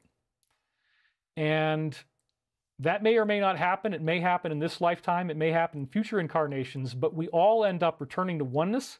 We all end up reunifying with the Creator. And most of these people are trapped in a cult system where if they resist the cult, they are horribly, horribly tortured and punished. So some of the whistleblowers have said that the people in this group don't even want to be in it. They would love to get out if they could. They would love to have a way out. They would love to escape. Well, there are higher angelic forces out there in the world that are not going to allow them to destroy the planet. That's not what this is for. Their purpose on Earth was to expose themselves and awaken the planet. We are supposed to be in this situation right now where it looks absolutely hopeless, where it looks like there's no way out, there's nothing we can do. The part that you may not be seeing is that these guys have been getting arrested like crazy. They're resigning, stepping down left and right. Now we've got a new Speaker of the House. There's all kinds of political turmoil, upheaval going on all over the world. And I don't think most people really understand the alliance. It never even occurred to them, well, wait a minute, what was the U.S. military really doing? The U.S. military and other militaries like it, in the past, I'm not going to talk about now, but they were actually constantly going through regime change. The whole entire world is being manicured to steer in the right puppets for the right purposes at the right times with the right people. That's what their goal is. They're trying to get this to happen. They're trying to get us to be part of this initiative where they take over the whole world. And now you're seeing countries in Africa push back, kicking out the French, for example, in Niger. All these things are happening right in front of our eyes. And if you think this is all going to be just conveniently held off until November 2024, you're totally mistaken. The things that are happening with Israel right now, they could escalate very, very quickly. It could get really intense. But I believe that the reason why this is happening at all is because the deep state knows that they're weeks, maybe months at the most, away from some type of really serious collapse. And so, distraction, distraction, distraction. There's lots of comms coming out, and I'll do more of that in my next show, about where this is going and how fast things could be getting crazy. Tucker Carlson's mentioned it. Elon Musk has mentioned it. Elon just recently called for the equivalent of tribunals. He didn't use that word, but basically the same thing. I don't even think it's possible that we could get through this without tribunals. There's no moves they could make that would stop this from happening because too many people are awake. And we know they're going to fight the whole time. We know they're not going to go willingly into the night, but we don't want to kill anybody either. That's another thing. We're talking about justice. We're talking about fair due process. The psychopath wants you to descend to their level. The woman at the water fountain wanted me to insult her breasts when she said, "Do you want to fill my jugs?" She wanted me to make a crass sexual comment because then I would have proven to her that I was the person she accused me of being. If I had said, "I'd never touch those," or whatever, then yeah, I've just proven to her, yeah, so I'm right, you're a scumbag. I was right the whole time, I should have been yelling at you. So what you want to do is not return anger for anger, not return hatred for hatred, but counterbalance the negativity with acceptance and love. And this is actually a very, very important practice.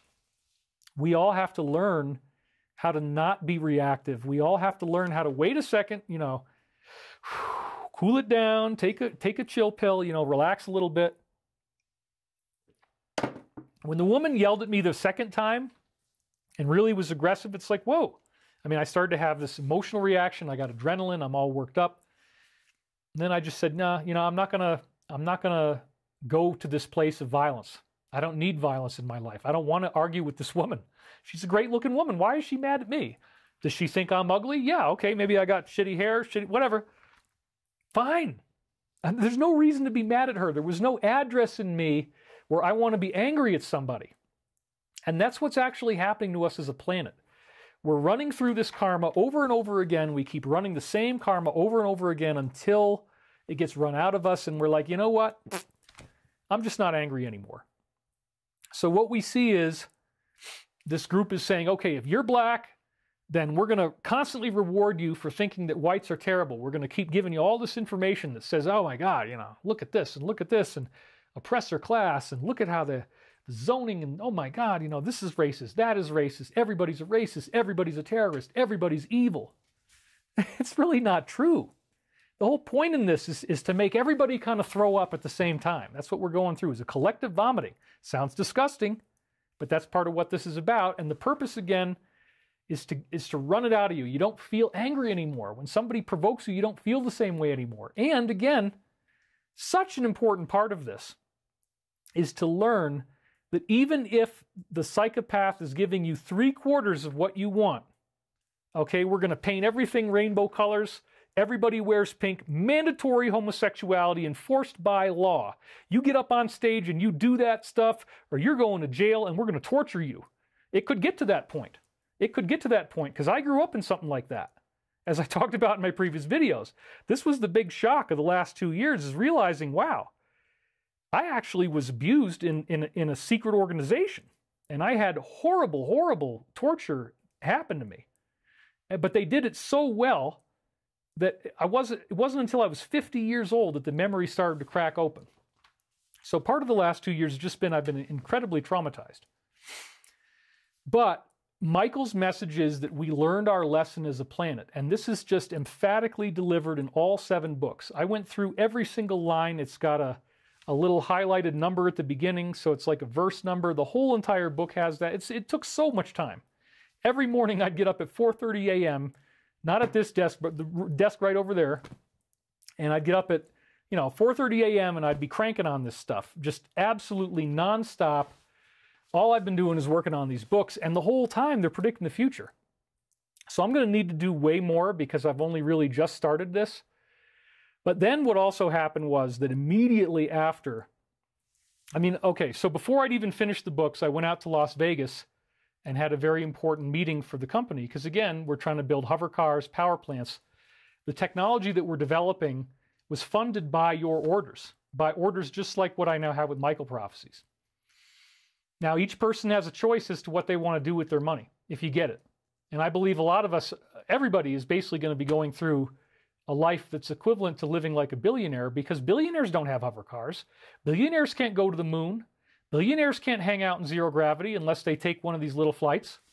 You can't meet other humans from other planets. You can't pay for that. You can't pay to see extraterrestrial city. You can't pay to go visit ruins from another planet. Those things sound really awesome, don't they? Wouldn't it be fun to go to space? Do you want to just stay here on Earth for the rest of your life? No.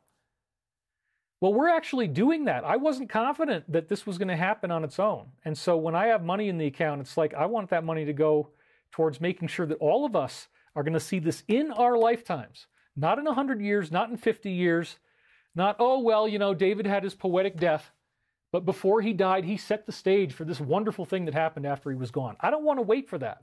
I don't want to have to reincarnate to enjoy what I'm working on. I want to get it done now. I want to build power plants now. You pay $5,000 one time. You have a device that runs your house with electricity for the rest of your life, and you never need to buy anything again. Nobody can control you. Nobody can turn your lights out. Nobody can starve you. Nobody can make you hungry. Nobody can bring you to desperation. You can't be affected by a mass blackout. You always have power. You're always safe. And essentially, when you have that in a hover car, you become a portable ecosystem. You bring the energy with you to where you go, and it would be very easy to live anywhere you want because, you know, the hover car is going to have a cooktop and it's going to have all the things that you need to be able to camp. So that's one of the things I want to do as well. So this is how I felt when I had money. I felt that I had a civic responsibility to spend that money for the greater good. And I worked so hard on that that I got myself in tax trouble because I wanted all my money to go there. And then I just kind of assumed, well, I'm just going to keep doing what I'm doing. Well, no. Then the universe says, David, you got to spend the next 2 years doing nothing but writing books, which I didn't even want to do anymore. It's not profitable. But the reason I did it, again, is because they're telling us we're not going to have a pole shift. We're not going to have a solar flash. Instead, they make it very, very clear you're going to see a coup over the military-industrial complex. Holy crap, that sounds really scary. But that's actually what's happening. From within the militaries of this country and other countries, a resistance has been brewing for many, many years. It started in parts of Russia back in the 1700s. America's had it since the 1950s at least. And in the books, in all 7 books, I very decisively show how human extraterrestrials are causing this. But again, in each of the books, it's only maybe the first 120 pages that I wrote. And the whole rest of it is just messages from Michael. So it's just a staggering amount of stuff. And I'm not saying you're going to have to read all of it. So what I've done is I said, well, you know, nobody's buying the books. I'm horribly broke. I can never make enough money to survive. I barely am making enough money to pay my tax payments from old taxes. So, okay, I got to get back into doing videos again. I can't just sell books. So what I ended up doing is, and it was just strange how it happened, but immediately after I finished all 7 books, Chris Beskar came over to my house and we did a whole course. And that's called Sacred Science of the Michael Prophecies. So what I did is I went through 11 shows. We have an introduction. It starts with the introduction. That's episode number 1. And then the final episode is called Desperately Seeking Sasquatch. And we actually did a whole thing on the Bigfoot and how it might actually be one of the Heinz 57 extraterrestrials talked about by Sergeant Clifford Stone in the original Disclosure Project from 2001.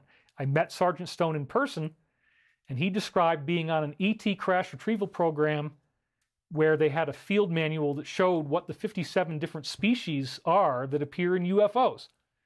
And most of them all look like human beings of one form or another. Their faces might be different, but they're human-like. And one of the species in the 57 was a Sasquatch-looking being, like Chewbacca with this long hair.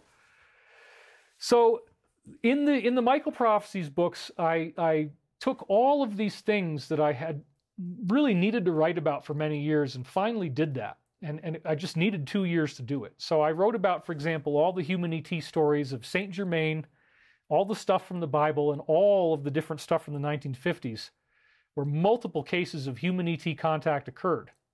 And there were astonishing prophecies. Like, for example, George Hunt Williamson was talking about the idea that we were going to be drifting into a galactic cloud of energy that would transform our solar system. And he was saying this in 1956 because ETs were telling him.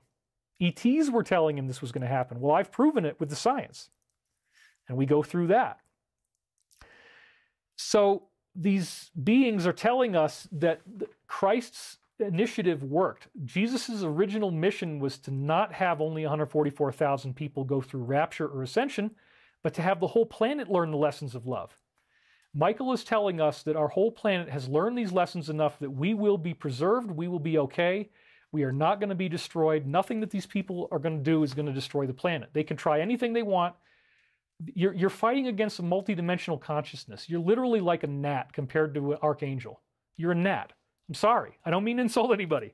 But you don't have let's just say, well, no, you're a perfect creation of God, right? You're going to reunite with the Creator. And you have about the same level of power against an archangel as a gnat would. They are the rulers of our reality. They are the matrix mechanics. That's it, folks. It's positive. It's a positive universe that is here to teach you to be more loving, and you're going to get that through karma. And whether you understand it or not, you're still going to smash your head open. If you do enough bad stuff, you will have that car crash, and you will die. The stuff that woman was doing to me, she may not realize it, but she just dialed in some very, very bad negativity in her life. And sometimes you can't even get it all at once. You need to get it through multiple bad things. I mean, she destroyed me for several days. I was like, whoa, I can't even believe this happened. Like, what did I do? You know, and the answer is no, you didn't do anything. That's just the way she is. She did this to you. She did this to the next guy. She's going to do it at the grocery store. She's going to do it at the gas station. She's going to do it at the bank. And she's going to do it at the florist. As she's picking up the flower order that she got because somebody hadn't figured this out yet. Look, everybody is going to the right place. Everybody is going to get back to the oneness, but right now we're under examination like never before. And the real examination is about forgiveness. Can you forgive the people who have hurt you in your life?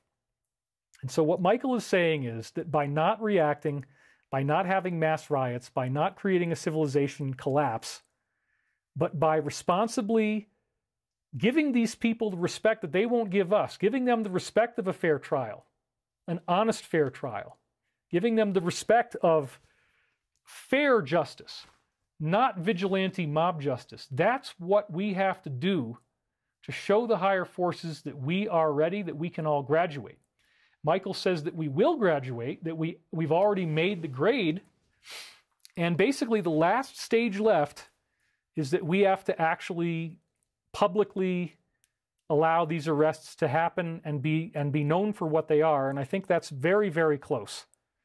I mean, you're already seeing everything close in on Biden. The whole thing could happen as a result of that, and a few other little things, and it's not going to be as difficult as you think. It doesn't have to be violent. It doesn't have to make everybody scared, and I think it's very, very imminent. I actually expect that the next few weeks are civilization defining like nothing we've seen in any modern era in the past. And what Michael is saying is, expect arrests, expect the powers are going to go out, expect that there might be an economic collapse for a while. I mean, we're already seeing one, but temporarily it could get much worse. So there's lots of messages in there about prepping, all this kind of stuff. Now, again, Chris Beskar is an insider. He's the co-CEO of Stavati Aerospace, and throughout all 7 of these books, Michael is talking about our company. I've had people tell me, oh, you know, David, we think that you sold out to the military, you sold out to the machine. Well, if I sold out to the military, then why will nobody give us money up until now? You know, if I sold out to the military, then why have I had to finance this company myself? And why am I having to pay for things like electric substations and fixing pipes in the floor?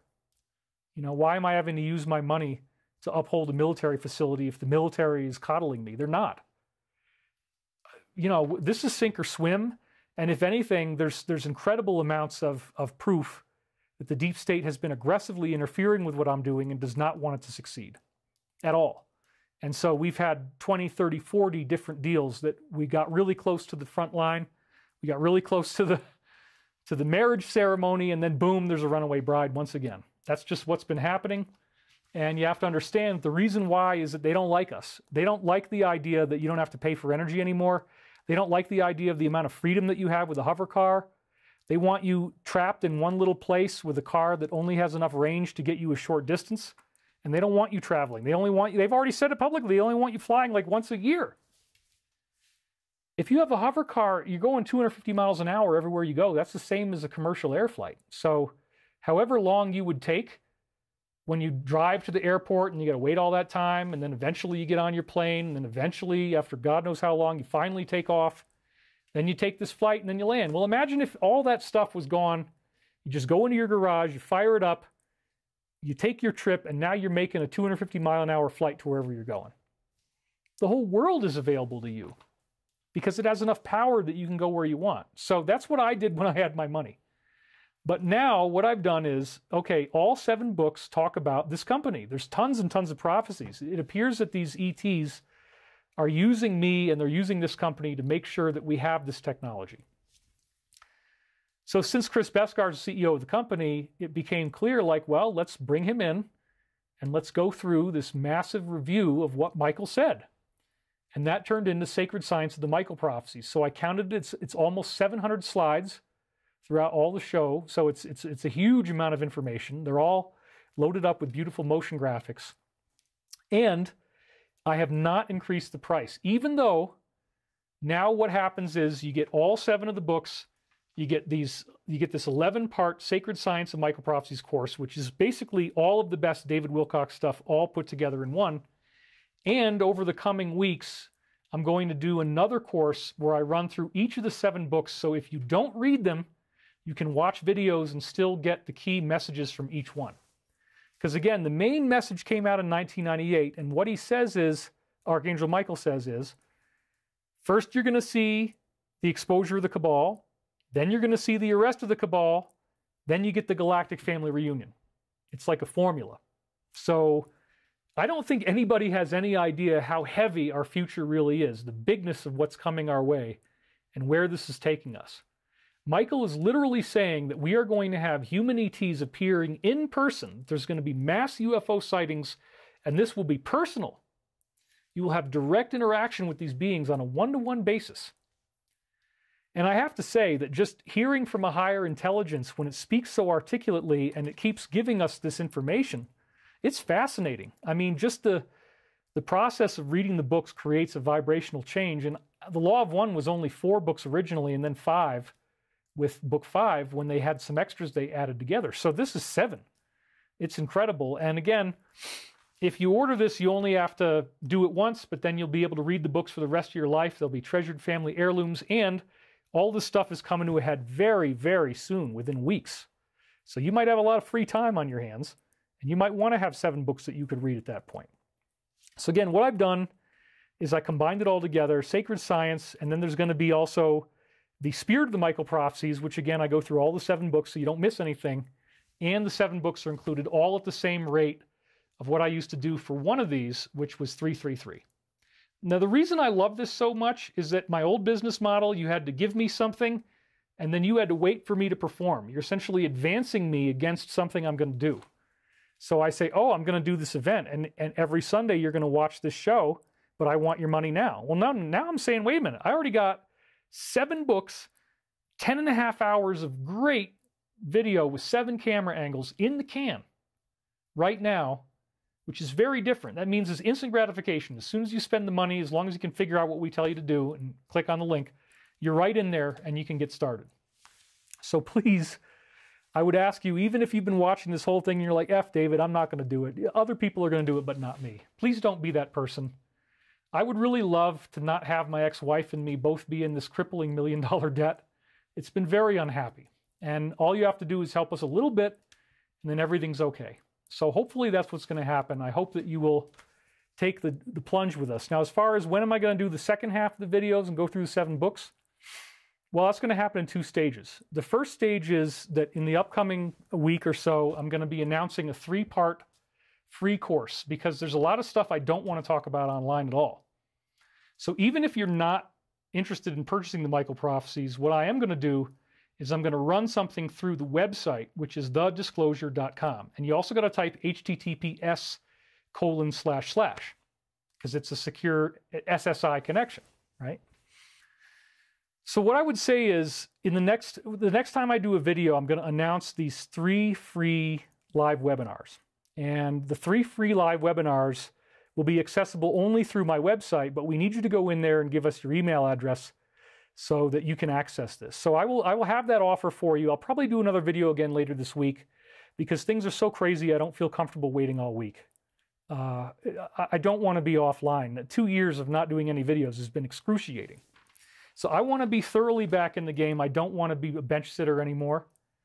And again, you know, if you order this product, it could be pretty quick that my financial problems are solved. If I make more money than the money I owe in taxes, it's all going back to things like gravel, concrete repair, pipes, electrical, heating and cooling, you name it. I mean, that's where the money's going, folks, to make sure that you're going to get a hover car. So thank you for listening to this, and I do want to go into our meditation before we're done. So let's grab a hold of that opportunity while we still have a chance. Actually, let me look at your comments real quick first as well. How about this? Everyone who thinks this is BS, wait a month. If nothing happens, don't buy the books. And if something does happen, run out and buy the books. Well, look, things are happening. My God. Kevin McCarthy just got ousted as the House Speaker. Everybody has cut off the money to Ukraine. What do you think is going to happen when we find out what was going on there? It's probably not going to be good. And apparently we've already heard what we're going to learn. So honestly, like, if you don't think anything is going on, if you don't think there's an intelligent organization behind why you're learning all this stuff about the deep state, they never wanted you to know anything. They don't want you to know anything at all about them. All they want you to do is follow your orders and shut the F up. They do not want you to know what they're into, and they are losing constantly. So like, yeah, okay. If you don't want to believe that this is what's happening, there are going to be those people who are in denial right up until the moment that something crazy starts happening. We just had the emergency broadcast system the other day. I believe, honestly, that people tune it out. They say, I just don't want to pay any attention to it, so I'm not going to listen to the bad stuff, and I'm not going to listen to the good stuff. F the whole thing. I'm using the wrong fingers right now. F the whole thing. I'm out of here. I'm not paying any attention to any of this stuff anymore. I'm just going to go live my own life. If you do that, then you're allowing them to do the punitive actions because you're not involved in the game. You've abandoned your own command post and you're letting others now do whatever the heck they want. Let me read some more stuff. Some of the stuff he speaks of is real, but he is a BS artist. Well, if you really think that, then why have you been staying here for 2 hours?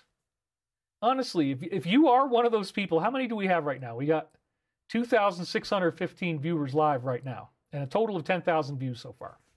If you're one of those people, okay, you know, I don't know what else to say.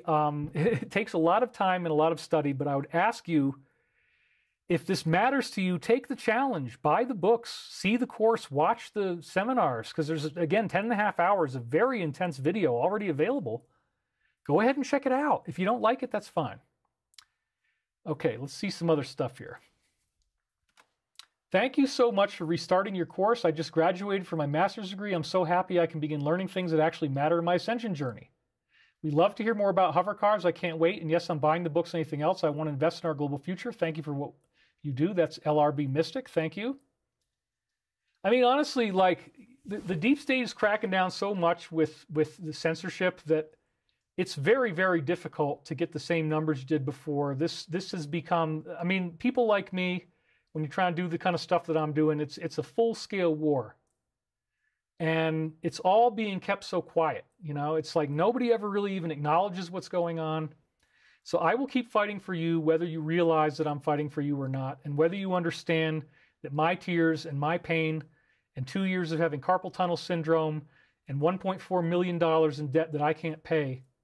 Why did I do that? I don't care about the money. I care about our safety. And that's why I didn't go and try to make a bunch of money and sell hats and sell mugs and t-shirts or any of that kind of shit. I don't have any merch at all. All I did is create one piece of art for 2 years, which I'm now selling. And if that makes you angry, don't buy it. But don't get mad at me because I actually create something that some people want. Okay? I'm mad at myself in a sense because I had to take 2 years away from you. And I'm really, really sorry, and I hope you can forgive me. I genuinely am apologizing to you about being whatever you want to call it, you know, attention strangulation, deadbeat dad. I ignored you. I walked off. If you knew how hard people are fighting me and how much they want to kill me, and if you knew the degree to which I've been threatened with death and lawsuits and character assassination and defamation, it would blow your mind. I cannot tell the truth. I cannot begin to tell the truth of the things that have actually happened. It's much too dark, and it would get me probably sued. So the point is, this has not been a happy life. It's very much like Bilbo Baggins fighting against whatever dark forces are out there and being the ring bearer, you know? It feels like Lord of the Rings. So anyway, tell us of the bald-headed witch, Karen Dalphin says. Okay, well, I don't know about the bald-headed witch. The woman I saw was beautiful. She wasn't bald. She was kind of witchy, though. I'll give you that. Woo! All right, well, let's just do a meditation, huh? Because, again, whether buying my products will save my life because I'm in very, very serious trouble. I mean, I don't know how much longer I can do this before I get asset seizure, and I really don't want that to happen. I mean, up until now, I've gotten lucky, maybe just because everybody else is in the same boat. But, like, this is crazy, okay? I do not want to stay this way. And then I'm like, well, oh, my God, I walked off on my audience. What the F am I doing? What the F am I doing not talking to people for 2 years who really want to hear from me and would love to hear what I have to say? Well, that's why I'm back. You know, it's like, yeah, it's very difficult. Yeah, this could cost me my life or cost me my house or cost me my living. I mean, I'm already essentially destroyed. How many people are $1.4 million in debt? I don't know. Not very many. Where you actually owe it and you have to pay it and you're going to go to jail if you don't. That's where I'm at, man. So it's fascinating, and I thank you again because I believe that we've done enough. We've had a good communication. You're going to step up and help me out. And as you do that, then guess what? Magically, I now can be right back here because my life has been healed. I can do videos a lot more often. That's what I want to do. I don't want this to be like David popped up and then he disappears again. And I don't want people to keep accusing me of making money. If I make money off of aerospace, this might be the last time I sell something. Probably the only exception to that would be, as we've talked about, that I might do a paid subscriber network just because all my stuff would get taken down if I put it on any other platform. So we might do like a minimal subscriber fee thing, but I haven't even started that yet. And I mean, I own a lot of great content. I could do it, but the first step is just to get through where I am now. I don't need to keep getting money from you. Like in the future, if I'm already doing well because I have this aerospace company, my goal is really to try to keep everything either free or at a very low cost. And again, the archive of stuff I did before has to stay at a very low cost. But again, my main goal is to try to pump out as much free content as possible. In today's world with piracy and the economy being so bad, it's just not, it's hard to monetize this type of thing. Even though it's much better than the competition. You know, the shots look great. We shot it over here, so it's on those beautiful backgrounds, blurry in the background, everything. I don't need to talk about it anymore. Thank you guys so much for supporting me. So let's now dive into our global meditation. And we'll finish in a little over 2 hours. Somebody said, I thought the IRS died. Take care, David. You are very loved. Thank you for your work. Sending you much love from California. Glad to see you more often. You are the best. I would donate more if I could. I know everybody's struggling. And again, I really thank you guys for participating. So I guess I haven't used these angles as much. This is camera 5, camera 3. So let's meditate on 5 and 3. How does that sound? All right. Okay, so I'd like you to close your eyes, put both feet flat on the floor. I'll do the same thing with you right now. Take a nice deep breath. Imagine yourself going deeper and deeper into a state of pure relaxation. All those old pains just shaking loose one by one. Going deeper into the stillness that is within. And finding the joy that is available in each moment as you awaken to this ocean of peace. Breathing deeply going deeper into a place of stillness, to a place of love, to a place free from pain. Breathing out all of the sorrow, coming to an understanding of who and what you really are. This is our time to be reborn. For as these prophecies that I received tell us, by the year 2025, in the summer, let's say Memorial Day, the sun is going to do something, some big energetic change that activates shamanic ability. Because once we as a planet have stood up to our bully and have decided to finally take care of ourselves,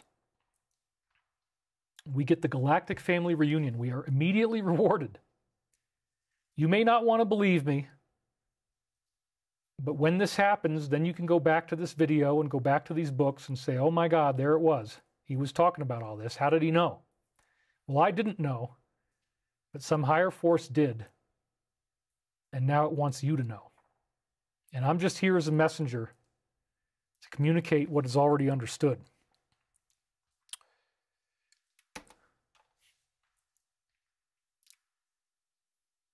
As we see these seething tensions and hatreds exploding in the world, let us rest calmly in the notion that it's all ultimately going to lead to a higher evolving consciousness. We're learning how to heal the parts of ourselves that we may not love, instead of projecting our self-hatred onto others and attacking them when we really are longing for self-acceptance.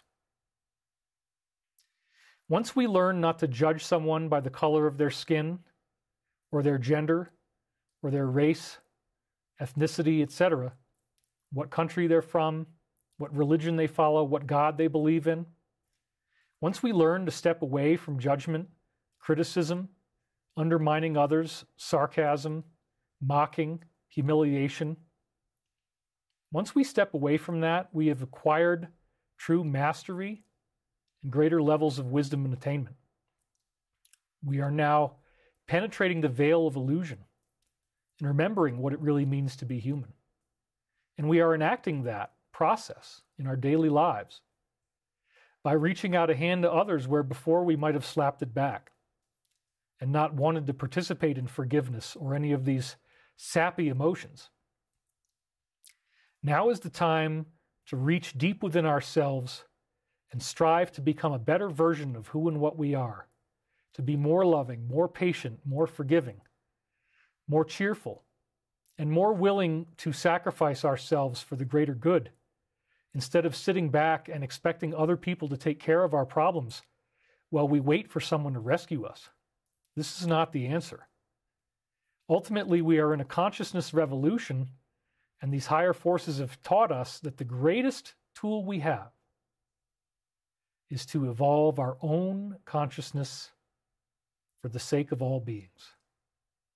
For only then are we liberated from the bonds of suffering, and we again can become whole and pure. So let us now look at the scenarios that are taking place in the world. Let us enjoy as much as we can the process of our own awakening. Let's try not to be down and depressed as all of these things are happening in the world, but hold up a standard of joy, a standard of happiness that we know where it's going. The 7 books do exist. It's all written out. Most of them are over 500 pages. I apologize for that, but it's a lot of stuff. It's my best writing. And all you have to do is look in there and you'll see page after page, there is no way this could have been faked. There is no way that this was made up. The prophecies are way too accurate and redundant. I'll come back to you sometime soon and start sharing more of them with you so you can see it for yourself. The point is, we already know that we're not going to be destroyed. There's not going to be some civilization-ending world war. We're going to be going through this. We're going to see justice. And we're going to do it morally and ethically, not with prison mob vigilantism. And because you're hearing this message now, you are being given a choice as to how to help people stay calm in the future when these things become far more intense, and perhaps you don't have internet access, or perhaps your bank card doesn't work. These things could happen. You have to be ready for them and not take it in a lazy way where it hits you and you weren't really prepared. Preparing yourself emotionally is the key. And this all comes back to loving yourself. Because once you have found the parts of yourself that represent weaknesses that maybe other people have gotten mad about in the past, and you lovingly heal those things, and you raise the quality of your conduct towards others, treating everyone with love, everyone with respect, avoiding both aggressive and passive-aggressive forms of confrontation, and speaking with peace, trying to find resolution, trying to find a calm oasis of love. This is the key that brings us back from the abyss to being who we really are, to walking more and more into our true selves. This is ascension. As we become more loving, we are embodying the essence of the universe. We are defining that very essence by our existence as human souls. Every word that comes out of our mouth is triumphant, and it uplifts others and brings them to a place of fearlessness, love, and trust. As we practice this self-acceptance, we no longer feel the need to lash out at our own weaknesses when we see them in others. Perhaps this woman didn't like her boyfriend very much. I look just like him. She yelled at me. Whatever, it's fine. Yeah, you're strange, but I'm going to tell you that so you have some time to go relax and think about it. And I didn't yell at her. I didn't raise my voice. I never called her a name, and I was never aggressive. These things are possible. It is possible to heal yourself. It is possible to be more patient, more forgiving, and more compassionate. And it's possible to learn how to dial down the reactivity and respond as an intelligent and thoughtful adult rather than with a childish temper tantrum. And as we learn these things and practice them in our own lives and learn to feel more love, the meditation effect shows that this has an effect on everyone else's consciousness. As we are doing this meditation right now, as we are seeking the ocean of peace, as we open ourselves to the glory of the infinite consciousness that is the one infinite creator, we then do see how we have arrived at this place where we no longer need to repeat our patterns. We can step forward and be new and whole and renewed. And we take this love that we feel for ourselves, saying, I don't need to be mad at people who upset me about anything. If I'm upset at them, I'm upset at myself. And I'm only getting mad at something in myself that I haven't healed yet. So you take this energy, you internalize it, and you just amplify the love again and again and again, focusing it now so that you see this love spreading like a white light, expanding throughout the entirety of the earth, making itself known to us in every possible way, so that no longer is there any ambiguity at all about what is going on here. We are protected. There are higher angelic forces in the universe. They are very real. They see through time as clearly as you would read the words on a page. And they are telling us that we are going to be okay.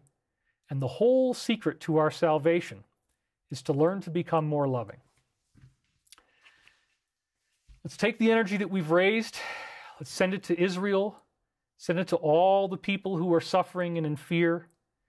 Send it throughout the entire Middle East. Expand it now. Expand it farther and farther throughout all of the world. And imagine this white love, this white light energy. It is a loving white light. That's what you want to kind of visualize here. It has nothing to do with your skin color. We're all going to turn into glowing white, radiant beings of light. Okay? Follow that love. Follow that white light.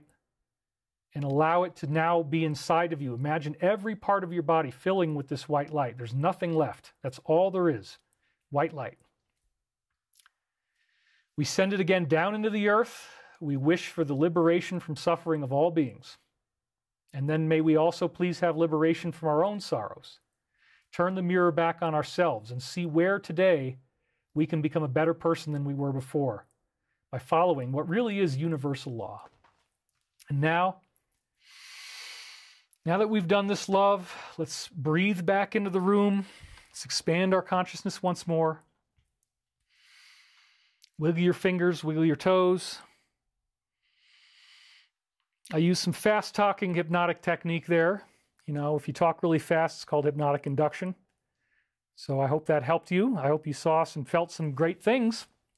And I'm really happy to be here. I'm really happy to have done this global peace meditation with you. And I hope that there's a lot more coming. As long as I'm alive, there will be. You know, as long as I can stay here and nobody tries to take me out. I don't think they could. Michael probably wouldn't allow that to happen. But the stakes are very high. I do feel constantly threatened. I feel like my life is constantly in danger, and I'm absolutely alone. And it's fascinating to realize that when you become alone like this, that you don't lose anything. You gain something. You gain communion with the universe. You gain communion with the intelligence that is the cosmos. And what a blessing that is. What a blessing it is to feel liberated from the concerns that weigh people down, where they're just so full of anxiety and fear. And it even gets to the point where they feel like it's okay to attack others in public who they don't even know. I mean, this was my reality. So thank you for processing this with me. I'm very happy to have been here today. Want to have a few comments on the way out? Let's do a few of your comments. I'm in a bath and it was an instant heart chakra clearing. You will always have a safe residence among us here in Finland. I would love that. Let's go to the fjords, you know, let's do that. Even if people do not recognize, God does. Thank you, David, love and light. Sham, sham, sham, using good things on people that believe in good things so we can make a buck. Okay, well, you know, that's probably a CIA agent. James Bright, you're probably not really named James Bright either. If you watched all this and you think that my purpose for doing this is to make money after I spent 2 years writing books every morning at 4:30 a.m. when I'm $1.4 million in debt, and instead of servicing the debt, I'm writing these books that don't make money, you think I'm doing it all for money? You're just a fool. I'm sorry. I don't mean to insult you. But trolling is such an indigenous part of the internet that you can't get too upset about it. When people do this to me, it doesn't really matter. Oh, Joe Mama donated $5. Joe Mama, keep your head high and heart strong, David. Stay in the light even when things seem dark. We've got your back. Keep fighting the good fight. Thank you, Joe Mama. And thank you for everybody else who gave me super chat donations. I know you're supposed to make a big deal out of it. I obviously don't even look at this enough. Oh, here's another hater. The Buddhas of Boston sports. Dave is a service to others path. Will never make you money. Only you will have enough. Okay, well, look, the whole point is I diversified into aerospace so that I can do this for free. Maybe you guys will finally STFU once nobody ever has to pay to hear a word that I say. But up until then, it's probably never going to happen. So we'll just politely agree to disagree. I can't do this without making money. I would love to, but the 1.4 million debt is not going anywhere. And I doubt I'm going to make enough from this. It's probably going to take everything I do for the next year to get out of this debt. But that's okay. That's okay. Thank you, David. There's a difference between being alone and being lonely. Being alone is peace. Awesome. Love you, man. You'll be okay. Have faith in your power. Much love to you. I'm glad your sacrifice has been made already. It gives me peace. Do you know about XRP? I guess I don't. Thank you again, brother. You are definitely appreciated by my family and I. I've learned more than I can express. I am grateful. You have had tremendous growth, David. Love you. We are strong. Dear God, send David and his ex-wife angels to protect them from the evil that is envious of their light. Yes, we both need it. Who controls air traffic control even if we had hover cars? Well, I guess since you're asking that, there's a flight control system where they can't bump into each other. They'll divert. And there are already these flight corridors that have been designed over America and the rest of the world for things like drone deliveries of packages. So we actually have the flight corridors. We already know where they are. It's all going to be automated. It's going to be point and click. As I've said before, it uses a combination of inertial propulsion and wings, so it does actually fly on wings. And that's why if people are like, well, wait a minute, you guys are making airliners, but you're going to build hover cars, aren't your airliners going to become obsolete? No. We take the airliner and we put the anti-gravity engine in it. And then we use the wings, because believe it or not, using the wings, you save an incredible amount of energy compared to just going with straight anti-gravity, like if you had something like a disc shape where there is no wings. There are no wings. Okay, Same thing happened to me, David, this year. I've been alone and in deep financial stress, but I love my current state of social isolation, as close people have done nothing but disappoint me. Well, I know how that feels, and I totally empathize with you. I really encourage you to practice forgiveness, because honestly, we're all going to have an amazing, jaw-dropping reunion with the light. We're all here to go all the way back to oneness, and it's the only reason we get mad at other people is we feel like, you're taking away from me something that I would have had if it wasn't for you. That's not true. Nobody can take anything away from you. Nobody can take away your essence, your love, your truth, and your power. And this is a very important teaching. You are a sovereign being. You have the right to freedom. You have the right to love, the right to be treated well. You have the right to clean water, sanitation, good food, and a lovely life. And that's what I'm trying to create. And that's what the Alliance is trying to create. It may be difficult to see right now. I know it's very, very dark, and I have had a very high degree of confidence that the Alliance is actually doing this. They are protecting us. They are, making sure that these things don't go south. And a lot of this is the U.S. military. There's so much that you're going to learn. There's so much that you're going to find out, and it's very, very exciting. So again, I'm David Wilcock. I want to thank you for watching, and we'll see you maybe even sometime this week. Thanks again, everybody, and have a great day.